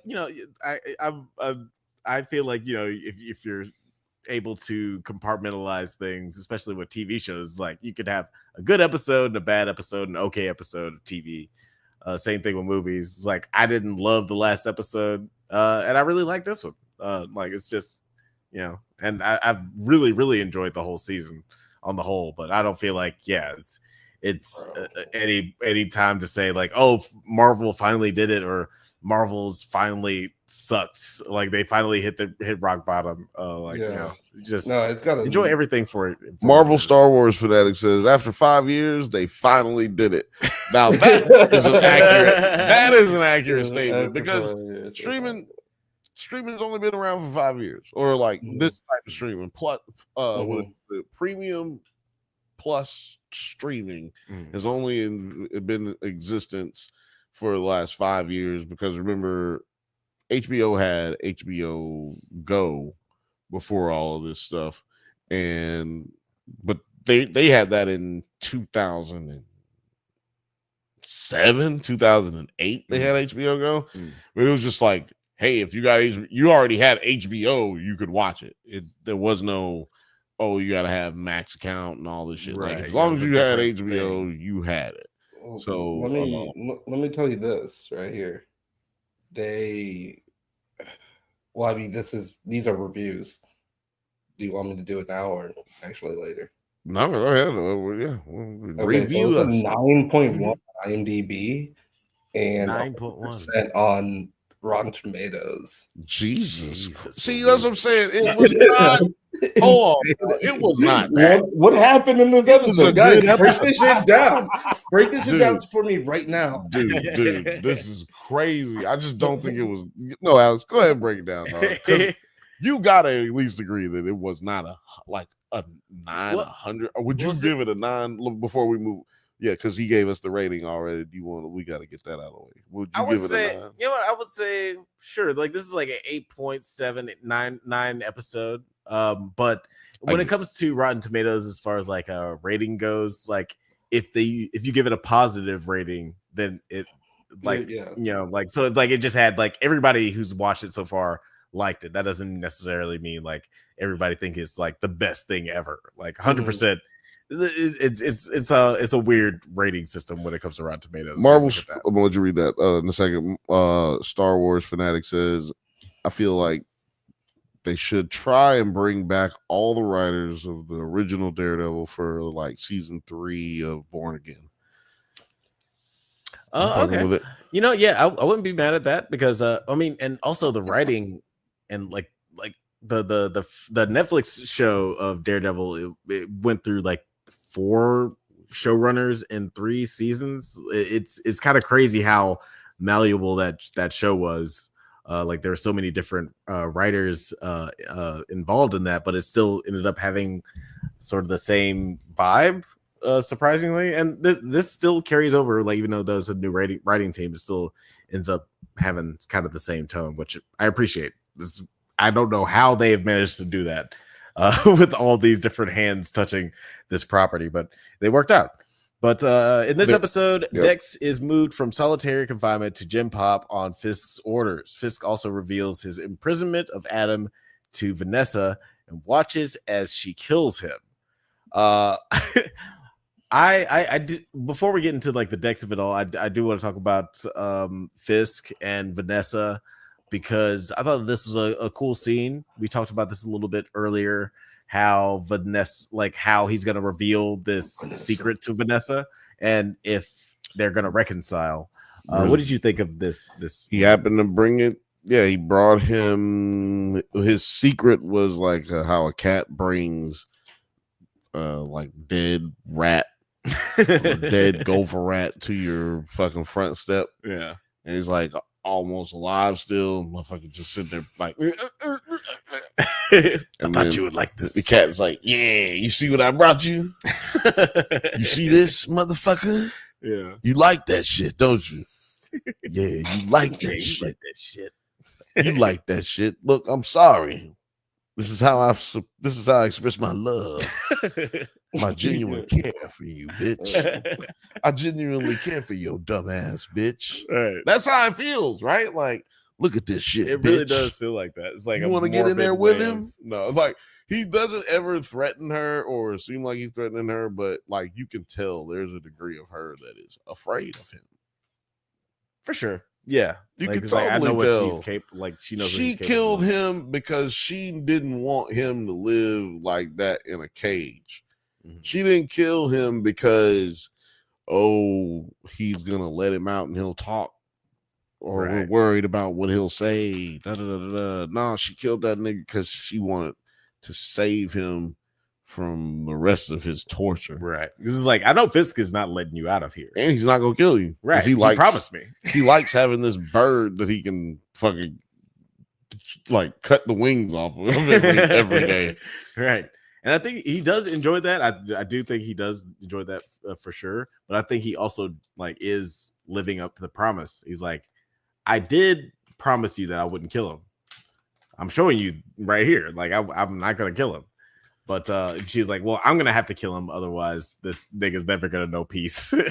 Thrawn Kills said Fisk and Vanessa are destined for an episode of Divorce Court. Yeah, I would love to see that. Marvel Star Wars Fanatic said, "Oh, I love this guy. He does such a great Fisk impression." Oh, I haven't seen this. Honored if you would join me in having a beverage, because what is life but just a bunch of time spent together with a person you care about? So, Vanessa, will you join me? My name is Samantha.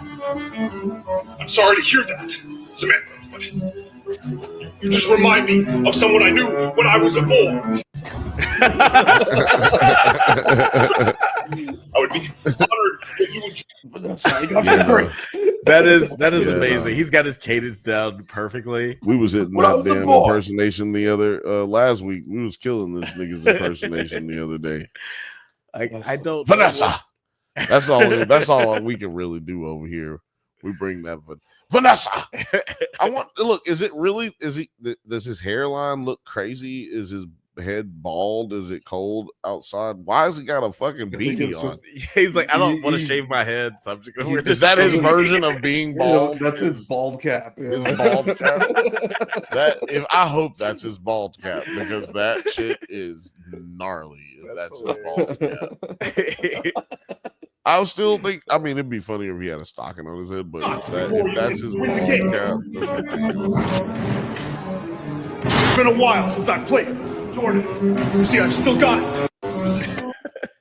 All right, get this. He's great impression. Get this nigga out of here, man. We done gave this nigga too much fucking and TV time. Man. No, this shit was funny. And I do love Vincent D'Onofrio's performance as this character, but it is so not what he sounds like as a normal person. That's what's good. No, he used this voice when he played the Roach in Men in Black. Yeah, very similar. Yeah, very similar.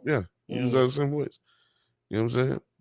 But that's why also people don't really know that Vincent D'Onofrio was the Roach in the first Men in Black movie. Yeah, he's kind of a chameleon when he wants to be. Like he's Law and Order is his joint. You know. Yeah, he made some weird choices on Law and Order too. Like you can make a whole compilation on just crazy. There's gotta be choices. One. There's gotta be one. There's gotta be one. Surely someone has done. Shout out to Vincent. The Lord's work. Last time I saw Vincent, it was weird, but we're still cool. We're still cool. Talk about it. Murdoch realizes that Fisk is Glenn's patient, further straining their relationship as he contests her anti-vigilante views. Now, this is another thing we predicted in the last episode of the podcast, where Heather Glenn was going to sort of start resenting like vigilantes in general, and that was going to drive a wedge between her and Matt right when he was about to start confessing his truth to her. Like, what did you think of that scene between the two of them where he's he's starting to be like, God damn it, you talking about me? Well, no, I think it was more so like, bitch, you ain't got no goddamn respect. bitch, you don't appreciate nothing.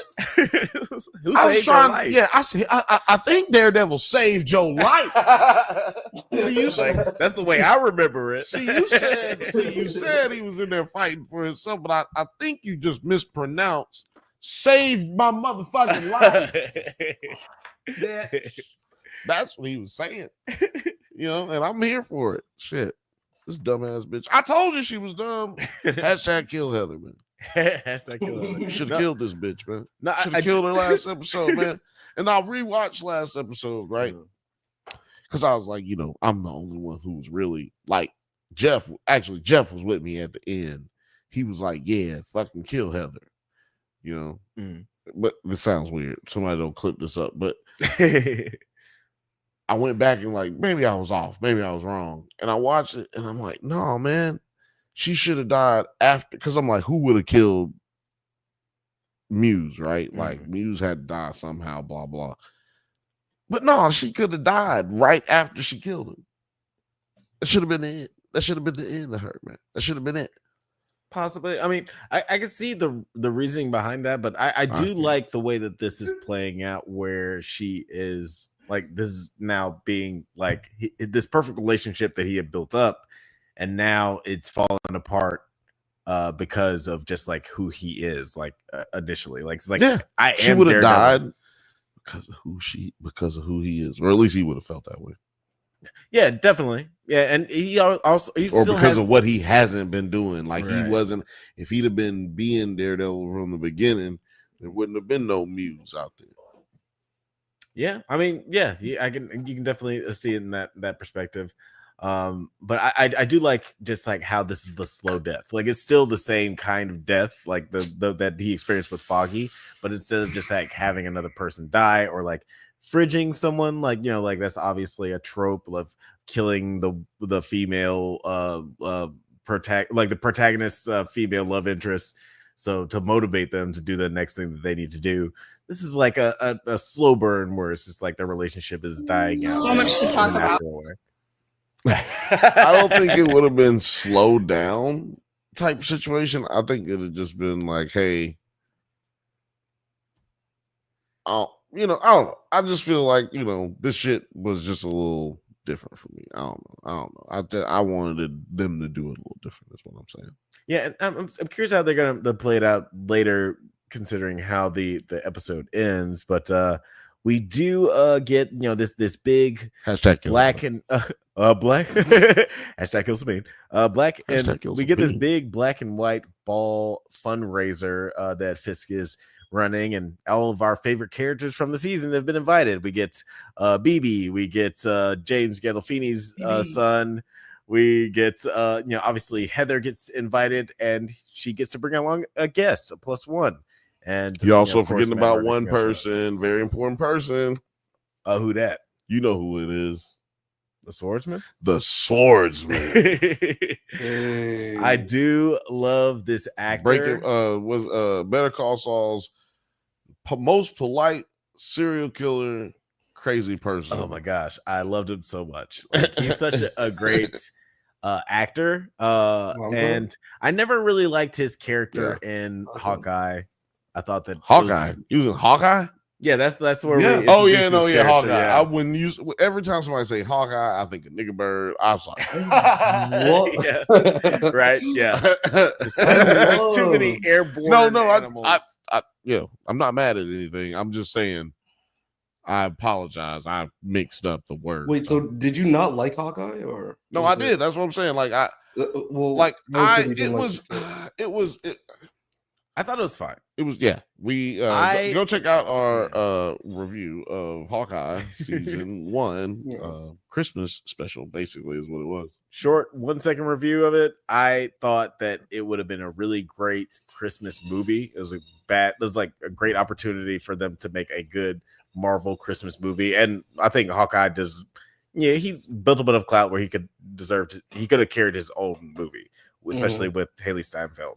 But I was never in love star, literally movie star. He's not a TV star. Yeah, fucking yes. But I did like Hurt Locker over here. we did like the 007 type thing that they kind of tried to do at the end. A lot of really fun moments. Really like it's a fun. It would have been a really fun 90-minute good movie. Yeah, good movie.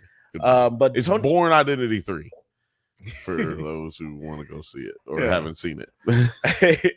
But I like Tony Dalton. Like he's a great actor and he's a great character. Like now that I've sort of gotten to know him through like the Hawkeye show, and when we hung out with him, that one time when we hung out. Yeah, like I thought that this is like a fun interaction between him and Wilson Fisk, and also the fact that like Matt was listening in on the conversation. Like I like the little touch of this is how aspect ratio change when they were like going in and like, hey, he's listening, because I didn't realize it until someone mentioned it. Or maybe it was heavy spoilers or somebody, but they mentioned that like that's not what they did in the last series. Yeah, they just had him looking crazy. Right. Yeah, they didn't really like this. There was one moment where the aspect ratio changed 3 times. I was like, whoa. Like I was like, you can do that. Blown away. You can do that's okay. My theater teacher said that is not okay.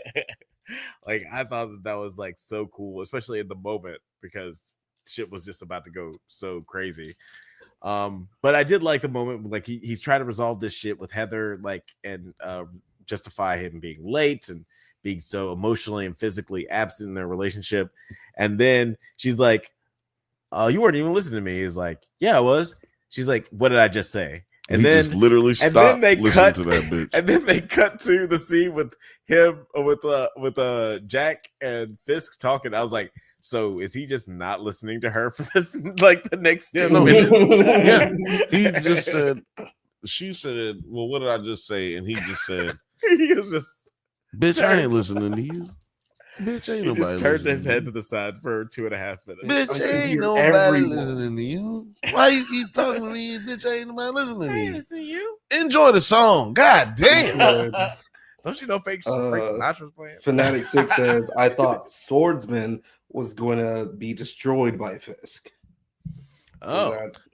Well, maybe, I mean, it's not too late, I guess, is what I was just saying. You know, he is a formidable foe as far as like, you know, finances. He's like another big rich guy. And he's also, you know, physically formidable. He has to be, at least. He's out here fighting crime in the streets. But I always thought that Swordsman was just like such a lame ass character to try to introduce in the If I'm MCU. not mistaken, he marries Banthas. Oh, really? In the comic books. Holy shit. Interesting. So does Kate Bishop make an appearance? You think no. No. I hope she doesn't. No. Okay. Kamala will make an appearance. And if Kate Bishop shows up, it'll be with Kamala in the last episode. That's when I believe we'll see Kamala. Oh, I guess she wouldn't be in California for a whole. Well, no, he said so her dad at the end of the episode invited Matt to come eat with his family, and he said Kamala will be there as well. Yeah, right. So she's back in town. Yeah, back in town. I really like her character. Me too. Like, I think that's like some of the best casting that they've done for Marvel. Like her, I just didn't like how Marvel. they used her in the Marvels.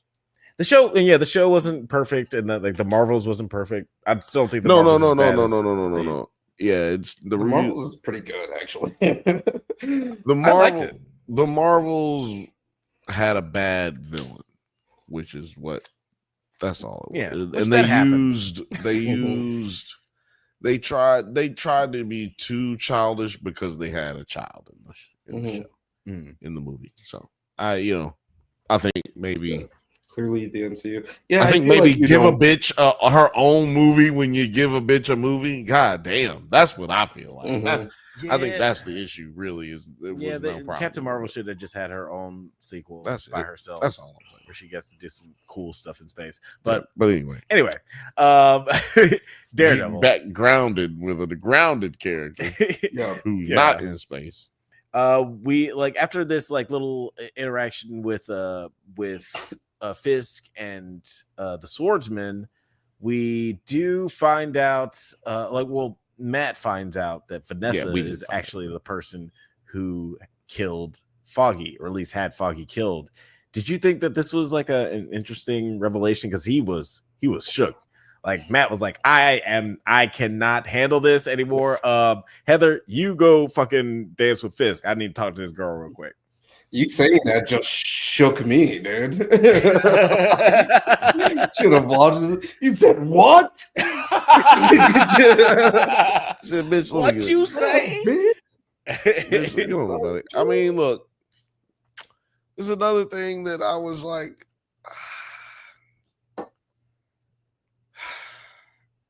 just build up a bunch of tension for nothing to happen. That's like what I'm getting tired of in this show. Building up a bunch of tension for nothing to happen. Man. Okay. Build up the tension for Heather to die and only for her to live.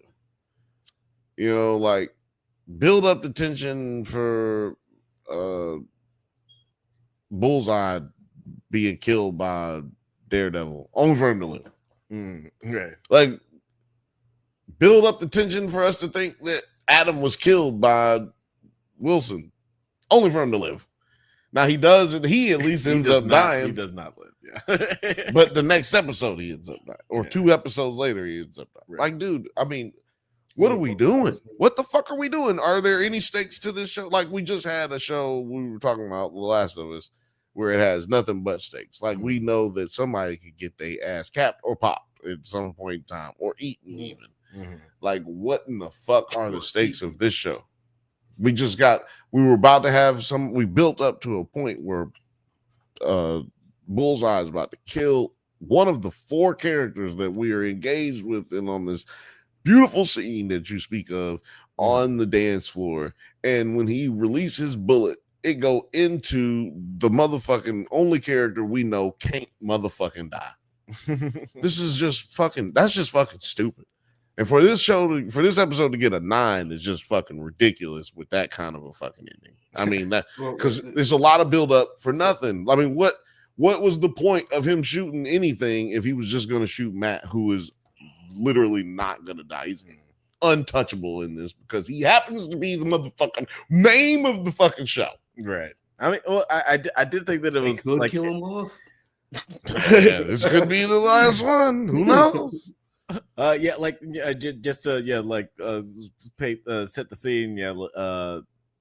Vanessa was dancing with Matt, and Fisk is dancing with Heather, and there's secrets about to be revealed. Like, it seems like Fisk is about to tell Heather who Matt is truly, and then we find out that Dex is escaped his prison because he knocked out. Actually, let's just go back a little bit. Matt goes to visit Dex in prison because he asks for him specifically. Yeah, let's get to the best part of this episode. Dex and Matt have a really great conversation. Like, this is just like one of those moments where it just like harkens back to the original series, because you see how these 2 characters or these 2 actors like have such great like emotional chemistry with each other. They hate each other so much. But the conversation builds to this point where Matt just slams Dex's face on the table several times. And he's like, guard, the prisoner, he's just started bashing his face on the table. I don't know what happened. Can you get me out of here? But then, Dex says thank you to Matt. And we don't really know why until later, where Dex uses his tooth and spits it in one of the guards to get himself free. Like, and again, it was foreshadowed by our good boy Jeff, who said that was a moment from the comic books where he actually did that. as well. Also foreshadowing, which a lot of times nobody was noticing in this episode, but Foggy's mom noticed.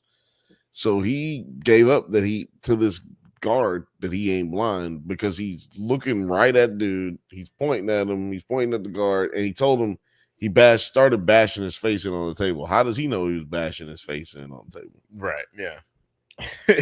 He's losing. He's losing it. Matt is motherfucking losing it. Yeah. He's not being as careful. At what point does someone be like, hey, you know what?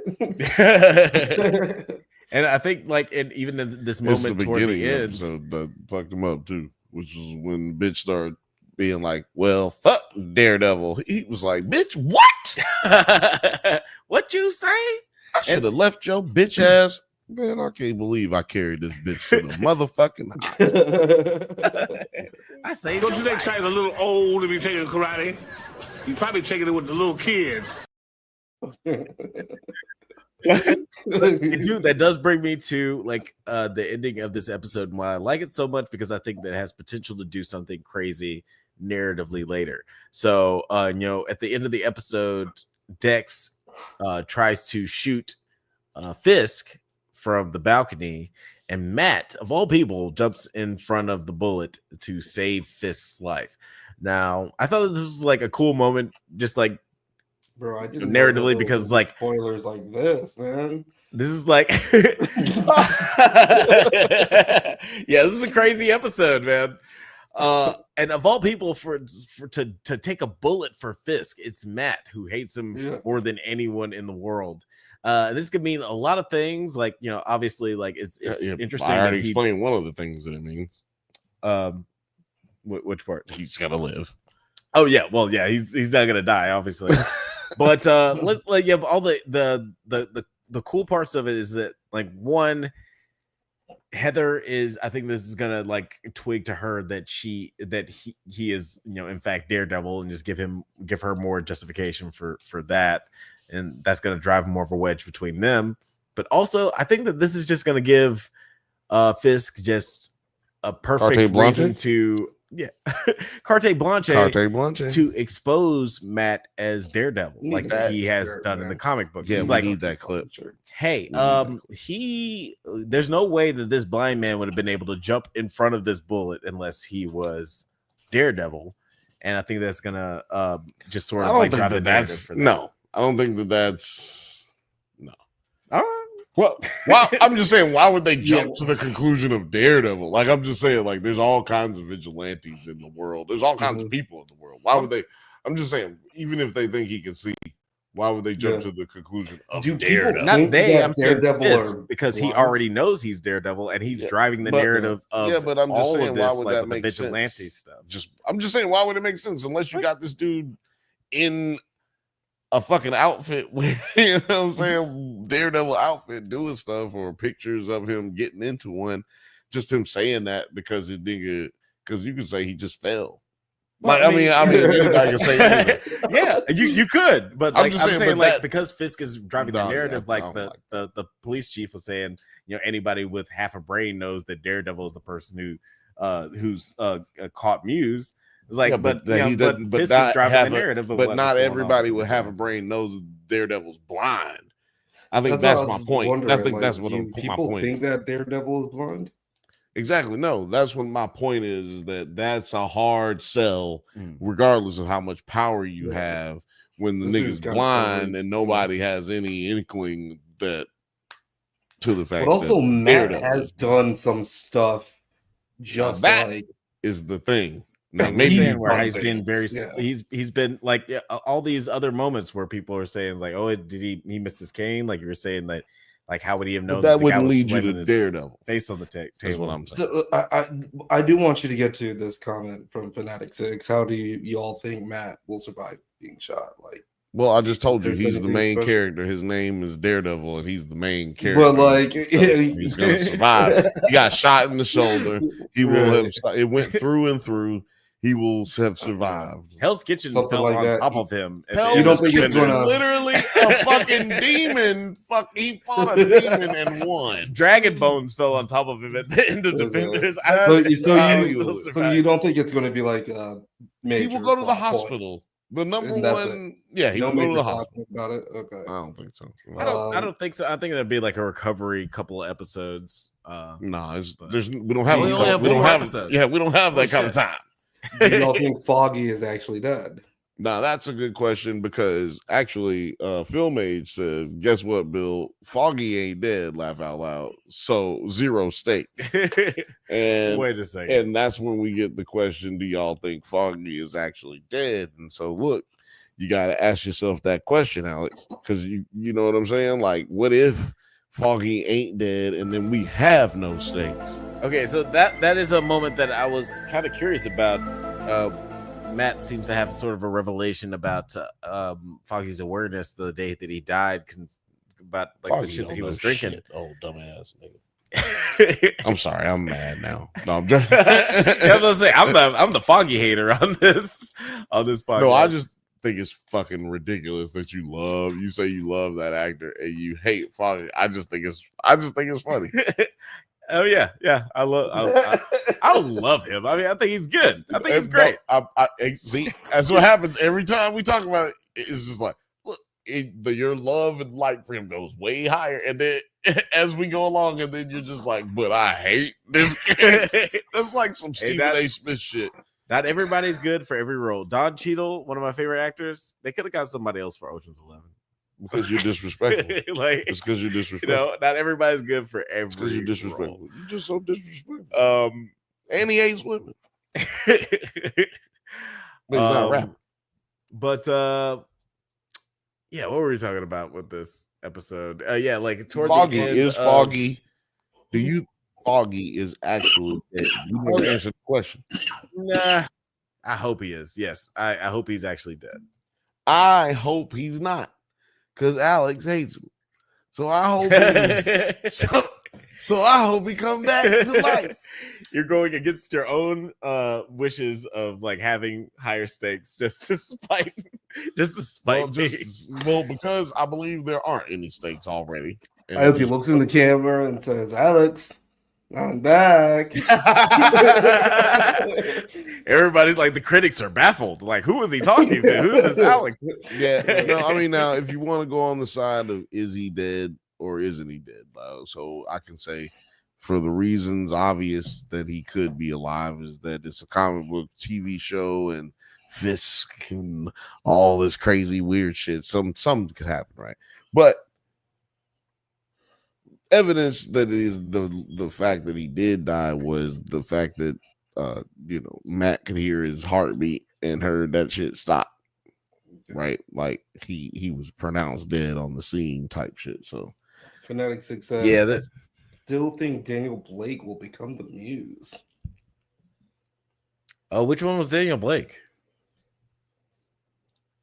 That's Sorry, I do not know who Daniel Blake is. I had to look him up. Maybe he's that the cop. I think he's one of the cops. I hope that he is not gonna be. I think Muse is gonna. Oh, it's Baby Gandolfini. Oh, okay, so look, check it out, y'all. We said it last week for those who weren't here last week, but we are more on the leaning side of that. Muse is gonna come back to life because he's an inhuman, and we think they'll use him as a mutant, and that's how he'll figure it out his power, because he was having nosebleeds while he was talking to Heather right before he decided he had to go ahead and kill that bitch. So, but with that being said, we are more on the side of he's possibly still alive. Yeah. Also, out of spite, because every nigga lost their goddamn mind when he died. And now all of a sudden, the next episode get a 9. Boy, awesome. Lord have mercy. Y'all some episodes are better. Some episodes are better than others. I'm saying you can't be mad about this thing and then be like, it's all over. Like The world was Yeah. over last week, and now it's Yeah. like, oh, it's beautiful sunshine. That is how Marvel is. It's the same thing with Star Wars too. We are fucking so over, and we are relax. so back. People all just the got to time. fucking relax. Yeah, people are Everything very that you reactionary. want is not supposed to happen in the fucking show. It's not supposed to be everything you want. It's supposed to be what makes the movie or the TV show move along, not. Yeah, what you there are want. episodes of the first Daredevil show that I didn't love, but you know, But it wasn't because it didn't do what you wanted them to do. Like you didn't have a preconceived notion of how they should do it, and then mad that they didn't go around that. right? way. Yeah, yeah. That's like what I'm saying. They got a lot of people who are practicing that line of thought, and I think that's just what's that's what's wrong. Remember, that's what's wrong with TV. That's what's wrong. He with said Foggy's confirmed to come back for season 2, and then he immediately said could be flashbacks. He's trying to help you. He's trying to gaslight you. He's trying to gaslight you right now. But because I'm glad that he. I'm glad that he added that, because that's what I was gonna say. I was like, I pray to Christ that it's flashbacks. God, y'all trying to save this nigga. Can't save this nigga. Because I told you what's gonna happen. No, it does need those stakes. Nah, honestly, man, like you gotta get over it, Alex. You gotta get over it. Don't you think China's a little old to be taking karate? You probably taking it with the little kids. That doesn't make sense.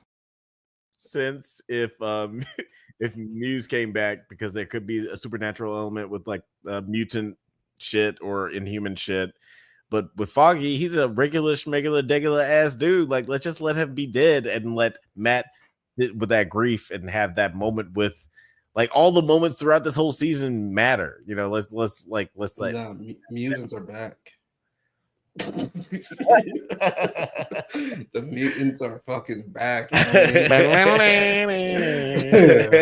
hope Foggy comes back as Toad. Make Alex real mad. Oh my god! It's like, man, the Marvel would come back, really, and I hope he's still Australian. Come back with a motherfucking Australian accent.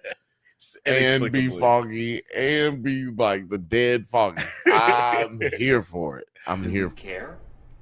Are we caring about that? But yeah, and that's pretty much everything that happens in this Star Wars fanatic said Alex really wants Foggy dead. Laugh out loud. I really want him to be dead. I hope he burns. I ain't gonna lie, I was happy that he died immediately because, like, I don't like his character and Kate's character together. Because they always make them seem like they're gonna be fucking, and then they not. Because Karen, because Karen and Matt are fucking. Right. Like, get out of here. Quit this bullshit. Will they or won't they? Then you know that they don't fucking matter. You know the actress pissed. Yeah. If y'all could have gotten a couple more out of me. No, get her out of here. I hated her. Alex loved her. I liked Foggy, but get both of them the fuck out of here. Yep. I did like that character a little more. What is Daredevil? The thing is, the thing is that they don't matter. If you take them out of the story, they really don't matter to the storyline. Do feel like they matter to? They don't. They don't. That's what I like. It really doesn't matter. Matt, to us, but I think they matter. They don't actually help the storyline. That makes it matter to me.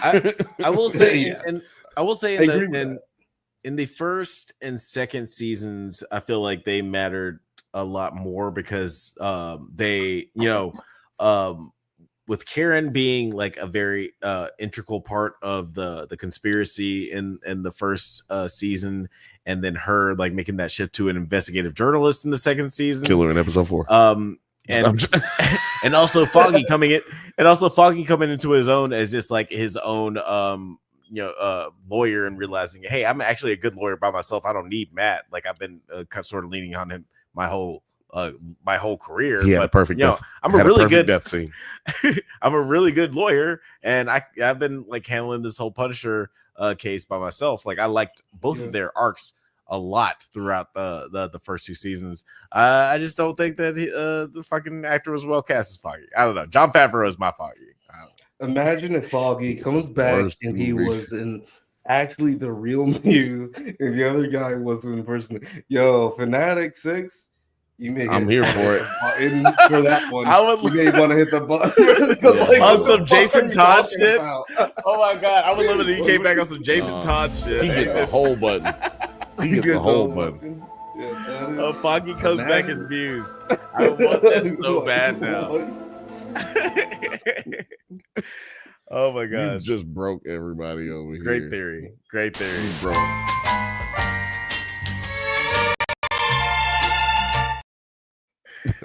Yeah, Foggy. Have I been saying his name wrong? Would you call him?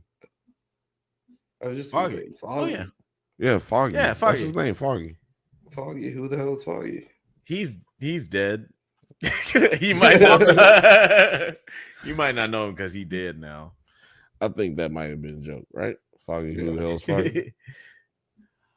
Maybe is that yeah, I was about to say the Steve Bucky. Steve Yeah, I was about to say. Oh, you beat me by a second. Yeah, I thought that was a who the hell is Bucky? But yeah, I would love to see that turn. Like, let us know if you guys want to see a Foggy Muse storyline turn. But you guys have any final thoughts on this episode before we get out of here? Bill, I gotta watch it. God, never mind. Oh yeah. You have not seen it yet. I think I'll watch it. I ain't gonna lie. That is a pretty good statement. That's a pretty good last thought. I have to. I think I'll go ahead and watch it now. That sounds like a good idea now. I think I might watch it. You guys have convinced me. It's like, it's a pretty good take. Last thoughts, final thoughts. Like I said, I'm giving it a 7.98. I'm not getting caught up in the what do you call it? Hype. No, the prisoner of the moment type situation. Like, it wasn't no 9. Like, I don't even want 9 to get all hype ready to go watch it. Like, it's gonna be because it's a good episode, no doubt. But like, when you said the number, my shit came down like this because I'm like, wait a minute, dude. now, When I Google it, that is a little bit much, dog. Come on, bro. Yeah, I'm I don't know. I'm surprised by how much I liked it. Yeah, I liked it, but it ain't no 9. Like, I really liked it. It ain't no motherfucking 9, dog. What would you say your favorite episode of the season has been so far? Do you have a favorite? Can you like think of what it might have been? No, they all been about the same. I think if you go back and look at the episodes that we've done, I think I've rated them all about the same, about a 7.5 to an 8. I haven't given anything above an 8. Yeah, I haven't been because because it hadn't been a show that's above an 8 yet. But I'm not gonna just. Yeah, I think I'm going pretty fair, pretty fucking balanced on pretty this. crazy. Well, what do you? 9.1 is fucking crazy. I said I'm giving it a 7.8, 7.7. I'm going 7.7. Landing in an 8. You know, in the middle. I'd be happy with landing in an 8. Right. But yeah, I definitely enjoyed this one a lot. Again, the Netflix series I do feel was better, but you know, there. Pull up Film Agent's comment. I'm sorry. From what I hear from y'all, I kind of glad I skipped the series. And see, y'all are hyping it up, and I'm not saying anything negative. Really, I'm just saying I don't think it was that. Like, I don't think it was what it was. I'm just reading what I hear. No. I'm just saying nobody has said anything negative about it. But Film Agent's still saying, from what I'm hearing from y'all, I'm kind of glad I skipped the series. I don't think it's one of those series you should skip. I think that if you aren't probably vibing with what we're saying, it's probably one of those series you need to watch all at one time.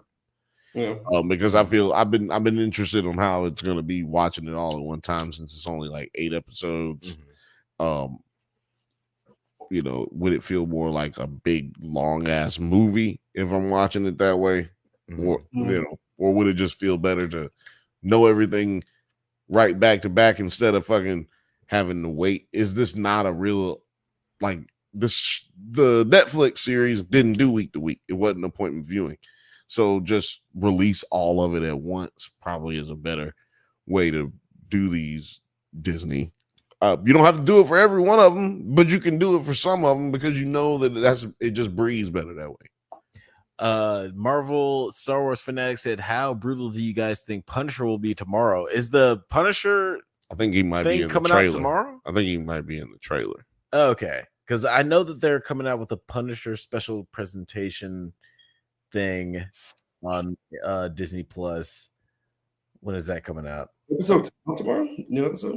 Coming out sometime next year, so that's not happening. So new episode of the Daredevil? He's talking about the TV show. Okay, yeah. I was just trying to make sure. I know. I'm saying, and since you're done looking up, I said I think he's talking about the TV show. So because the TV show comes out tomorrow, I'll be here for it, man. Let me tell you something, Marvel Star Wars fanatic. Go on Instagram and follow us on Drunk Banthas. I'm gonna be hyped if it happens. If it happens, and if Muse comes back, because tomorrow Muse has got to come back for me to be right. God damn it! And also, wouldn't that just be a better ending for Muse? For him to come back, but not just to come back. For him to come back with knowledge that he's a mutant. Where if we're gonna get Kamala in this episode, then that means we're gonna have a mutant in this episode, regardless if she uses her powers or anything. There will be a mutant in this episode. Yeah, it'd be cool if we get some sort of like it'd be great if we get a realization of him having powers, and that'll be like sort of like the resolution of the show, kind of like in Misfits. I think it was like season 2 where Robert Sheehan realized that he's immortal. And like that, we have this whole emotional moment. So spoilers for because he was like the only people who didn't. He was like the only person who didn't have his powers yet. Right, and then he dies. He had to die to find out his power. Yeah, he's like, oh shit, I'm immortal. So yeah, like it'd be cool to have his same power in fucking Umbrella Academy. Yeah, because I always when they were talking about Muse as a character, I was like, this is gonna be hard to represent in a TV show. Like in comics, like I can see how you can like represent like this this character's power is that he can obstruct perception and sensory. He has the ability to take in and obstruct other people's sensories. Yeah, he's like basically a sensory deprivation, but also has control over blood. Right. Yeah, it's a very weird power. Has some kind of blood power. They tried a little bit of that in Kraven the Hunter, and it did not look good. Oh, really? It's kind. I mean, yeah, the character. I haven't watched that movie. Boo, Kraven. He's able to like hypnotize people, basically, which I feel like they would try to go that realm of how they depict it, and it just did not look good on screen. Yeah, I thought it would be a weird power to depict in a movie. So, and Marvel is very famous for, or at least the MCU, they very often like take very complicated powers and just like it's like, well, we can't do that. Let's just kind of dumb it down and make it more cinematically friendly. So I just don't understand any other reason for Muse to have had that nosebleed. Thematically, like that just doesn't make any sense. Yeah, for him to have that nosebleed, unless he's going to come back because he has the ability to use blood to his advantage, like for his rejuvenated type energy force, his life force. Yeah, and but also like Muse in the comic book doesn't die, right? Yeah, and no. Daredevil has never defeated him. Yeah. Okay. So Daredevil, like he actually was arrested, but Daredevil, I mean, he just basically gave himself up. He kind of had the last laugh in that sense. Yeah. He was like, I want to go to jail, stupid. And then he was just like, idiot. You're not even the one who caught me. I gave myself up, stupid dummy. This one was, and we still Marvel Star Wars Fanatic 6 being disrespectful this whole show. And we still haven't seen Fisk either. Blood all over his hand, and he's wiping his forehead. Wonder what the hell he's gonna do. Yeah, he's gonna do some crazy. Yeah. Well, like my thing is, he's been hitting something other than Adam. Like we've seen his hands all scratched up the entire season. So he's just been fighting somebody or fighting street fights on the side or something shit. Like, and then Adam is the dude in the cage, right? Yeah. Yeah. I assume he's been whipping Adam's ass, but I do feel Adam like didn't look like he'd been getting his ass whooped. Yeah, maybe. But not by him. Because when he hits you, boy, your face fall off. But I do feel like now that Adam is dead, like I think that's only going to exasperate Fisk's like need to take that aggression out on something. Because like, well, I don't have this fucking punching bag anymore. And Matt Murdock is sitting right here. I don't think he was ready to get his ass whooped. I think that the only time he even hit him was when he let him out of the cage. He just wanted to basically toy with him. Right. Well, we saw 2 instances where he let him out of the cage. Just want to play with him. We saw the well, no. We just saw him where he ate dinner in front of him. Yeah, and then he whipped his ass. I think he just enjoyed the torture of him. But then even when he had him laying in the cage, they showing his knuckles. I'm telling you, we've been talking about it. Like, yeah, but his knuckles have been all fucked up, and maybe that's what we're gonna be revealed, or what's gonna be revealed to us tomorrow. Marvel Star Wars Fanatic 6 on says weed. On weed. I think that they should release all of season 2 at once. Like what I was saying earlier is what I think he's referring to. Or she, maybe. I would love that, but you know what? There's something to be said about the releasing the week to week. Like I do like being able to digest this shit like week to week and really get into it rather than it just like one setting. Yeah, like my God, there's a lot to talk about it in one setting just because it would come out at one time, all at one time. But I understand what y'all are saying. It does make our job a little bit more difficult, but if it made it more pleasurable, if it made it more enjoyable, isn't that the point? Yeah, I don't know if I think there is like maybe there is some sort of study of like what shows do better as far as like week to week. Not yet. Like Last of Us and shows like Squid Game where it dumps all the shows episodes at once. There's gonna be something like that soon, but it's not out there yet. Black Mirror is like that. But there's no. It makes sense. But he's talking about the formula. He's saying there's a formula. There's got to be. There's not yet a formula out there because because nobody's set to one yet. Because as soon as they know this and that, they're gonna stick to it. Like if I know this is what keeps these people on, then that's what they're gonna go with.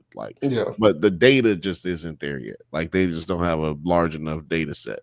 But they will, and it will be coming where they will say, we're just going to use this one for movies. Like, we're just going to use this one, dump all the episodes out. I don't think they'll ever have, a complete formula because there's shit where you just don't know. Like, remember when, the first Squid Game happened? And, that was literally the show. Yeah, it was the biggest thing in the world. It was the biggest thing in the world. They dropped that all at once. And I don't think that it would have captured everybody's attention if it was dropped week by week. Me either. Exactly. There's some shows that just would not. It's appointment viewing. Some shows are not made for appointment viewing. Some shows are more built for binging. That's the only purpose that they're there for. And if you don't want to binge it, come back when you're ready. Right. Type shit. Like Fallout, I feel like that would have been a better show week to week. That was an appointment viewing show. The cliffhangers were perfect. I needed to come back to it Yeah, but they jumped it all at once, and it feels like it's a big it's problem. kind of Lord of the Rings would be a better show. Speaking of Amazon shows, That would've been a Lord of good the binge Rings show. would have been a good binge show. That would've been a good It binge is not a good TV show. Severance was written to be week to week. Yeah. Right? Severance is Severance an is week to week. appointment viewing show. Yes. So it's interesting, like to see like what kind of narrative style benefits from a week to week as opposed to the binge. I mean, we seem to know. method. We seem to know. We seem to know. We seem to have figured out the formula. But I'm just a simple Southern boy. Yeah, I don't know. I'm surprised. Or Fanatic6 says, "I'm surprised Fisk and Vanessa didn't." Well, in front of Adam. That would have been great. They probably did after he was dead.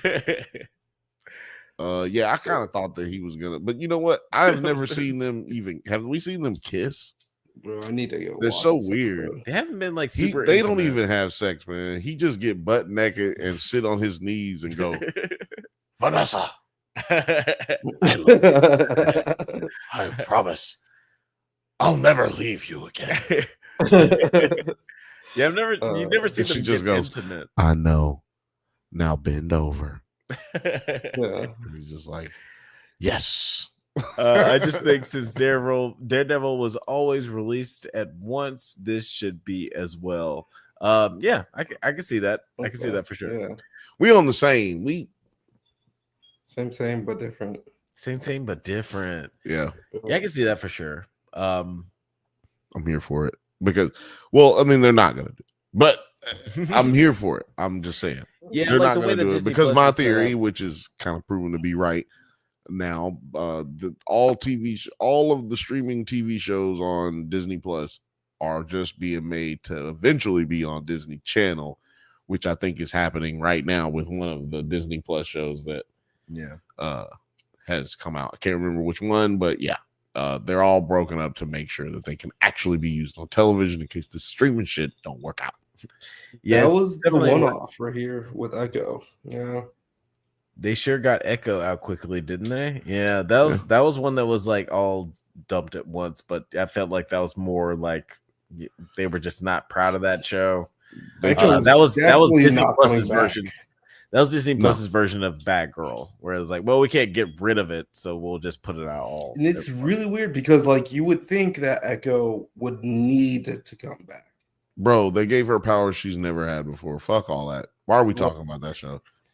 I mean, again, like what we were talking about before. To this whole, it's weird that She-Hulk, like that's.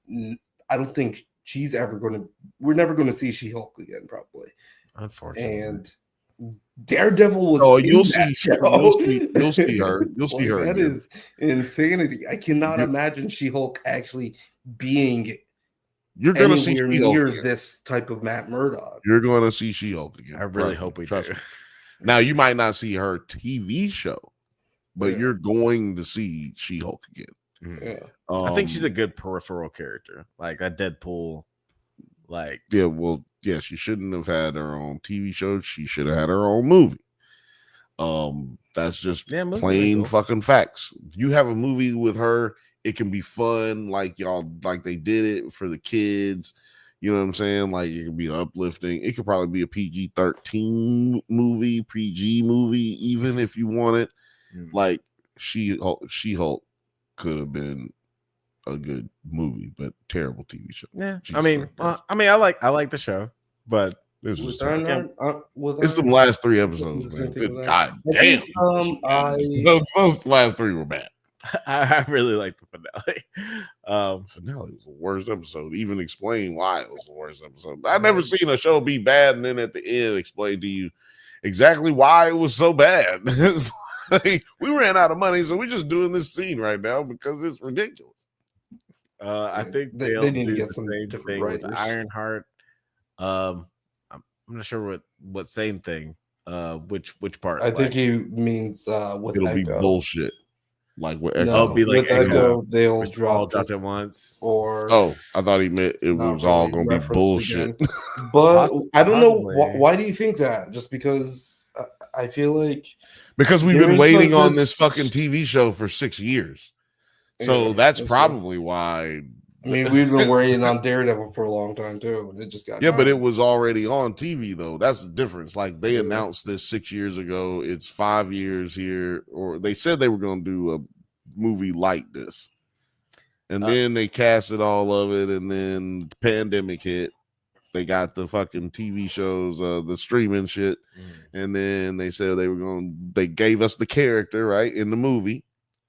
Yeah, right? and Black Panther 2. And then we still waiting on that shit. Because if I'm not mistaken, Black Panther 2 happened before the pandemic. It's post-pandemic. It was like 20. I thought it was the same. So yeah. So but anyway, 2022? but regardless, it's been a while since we heard. It's been a minute. We were supposed to have been had that show. Secret Wars was supposed to come after that, if I'm not mistaken. We need Marvel to go hard R, then it will win me back. What do you want to see, Film Age? And what do you mean by hard R? Is that the N-word hard R, or is that the B-word hard R? Is that R that those are two very different hard R's. Or yeah, like what do you want to see? You want to see a lot of blood? You want to see the boys level? You know, it's funny. I don't want to see like Marvel like R-rated just for the sake of R-rated. I don't think that it needs to be like saying fucks and dicks just for like the sake of it. But you mean like Daredevil? Born again? I mean, I feel like it makes sense in the world. You know, like it honestly in Hell's Kitchen we all fucks and dicks over here. It didn't feel like out of the element of like the Netflix show. But no, yeah, I don't mean that. I just meant like for the willy-nilly of it. Like you just said, like the fucks and dicks. And I just feel like they've just been cursing in this to cuss, not like it's just been natural. I don't feel like it's been really that natural. Not messing up the show for me or anything. Fanatic 6, Right. Why do you think it will be bad? Iron Man, by the way. This one. Probably because same reason Echo was like they took a long time to figure out what they were actually doing. This has been pushed back. I didn't feel anything for the character in Black Panther 2. I don't know why it would be a successful show. I haven't seen anything why I would be invested in the character. Yeah, I think that's the thing. It's like why should we feel invested into? Yeah. Earnheart, yeah.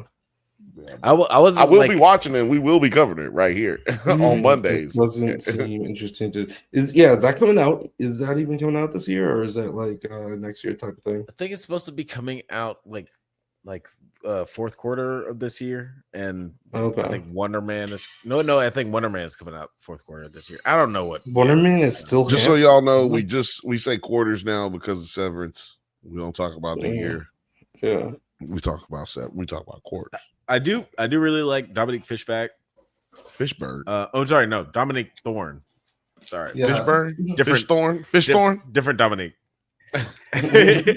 I love Dominique Thorne. I think she's an incredible actress, and I really liked her in the Black Panther 2, and I like that movie. No, man, yeah, but I'm just talking about that character. Yeah. I don't think that. I thought that it was like sort of a poor choice to introduce her in that movie. I think they should have just like sort of held back on her and introduced her in her own thing. But also like I was so happy to see her in the movie because I like her as an actress. It's like, fuck, okay, yeah, let's bring Dominique in here. I really wish that they introduced her into like Miss Marvel or with Kate Bishop or something like that. I will agree with Marvel Star Wars fanatic though. I think they said I think there's better characters to do a show of. I don't mind her, but I just don't think the show sounds very good. And I am in that same boat. It's like everything you just said is true about her and Black See, Panther 2. I don't but the have problem any is that idea what she's- the show's about. Well, say I'll say this because I think that this is a good opportunity, and we should probably wrap up after this because this is going to turn into a whole Marvel podcast. Star Wars fanatic. But the story of Riri Williams, like she becomes like a sort of post mortem mentee of Tony Stark, and like she's sort of like Tony Stark is a mentor of him, a mentor of her, like through like AI. And I think that this would be like a good moment for that to happen because like the character of Tony Stark is dead, and he could be sort of like a mentor to we already know Robert's Williams. back. Yeah, like I said he would. And that would be an interesting way to bring him in without like saying like, oh, Tony Stark isn't actually dead, but like, you know, have him relive through AI to as a mentor to think it'll be just his voice, brilliant we'll talk person like like Riri Williams.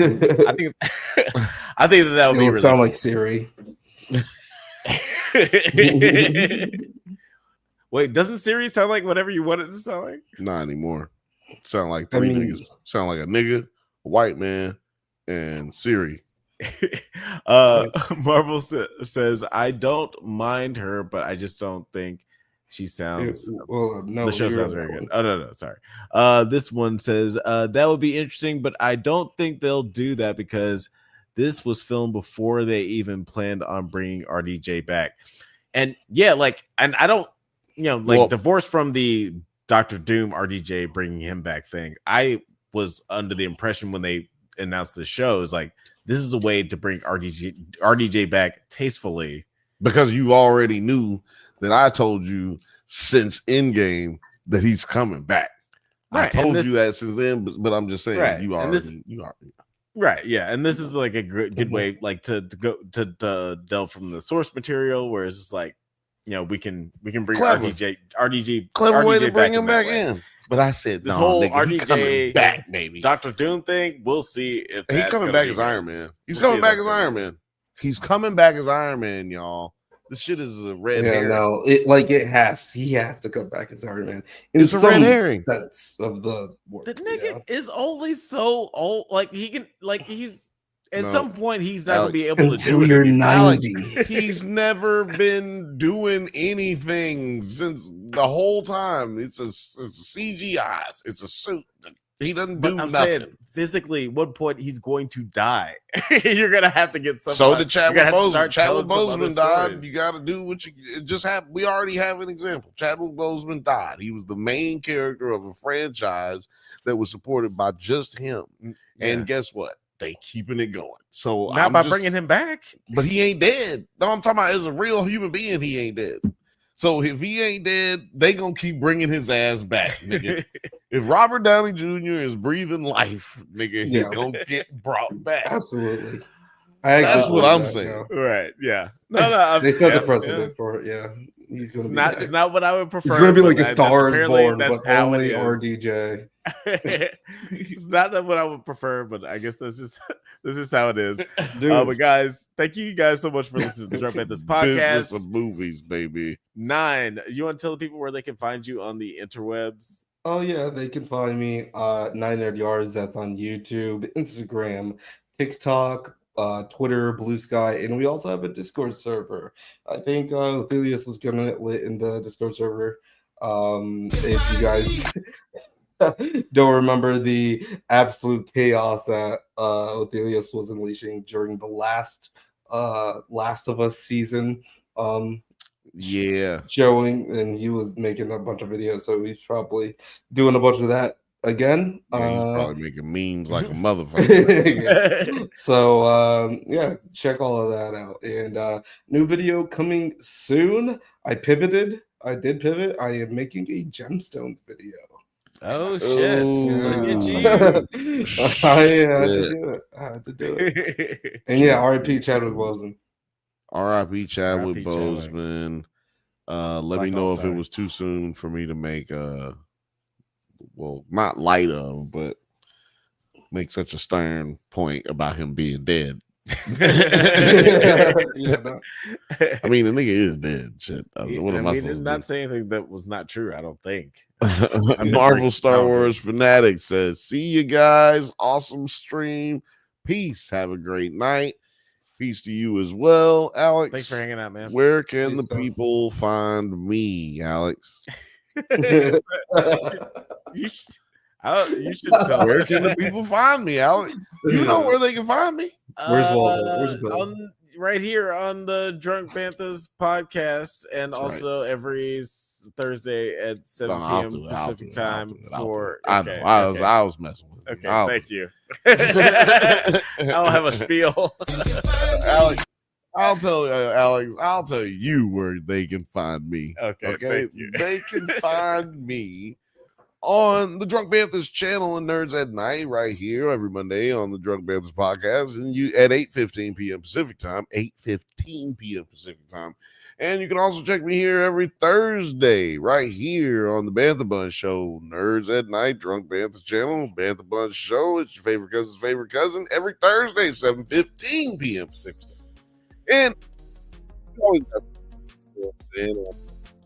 always see people like Nine, Terry, and Blake and Jeff. Door and policy. it's open door policy. Wherever you are, you can be here with us because it's on YouTube and it's free. Make sure you like and subscribe because it means so much to us and it costs you nothing. Yeah, it literally costs you nothing. Thank you so much for listening to the Drunk Banthas podcast. We do this every Monday at 8 p.m. Pacific time.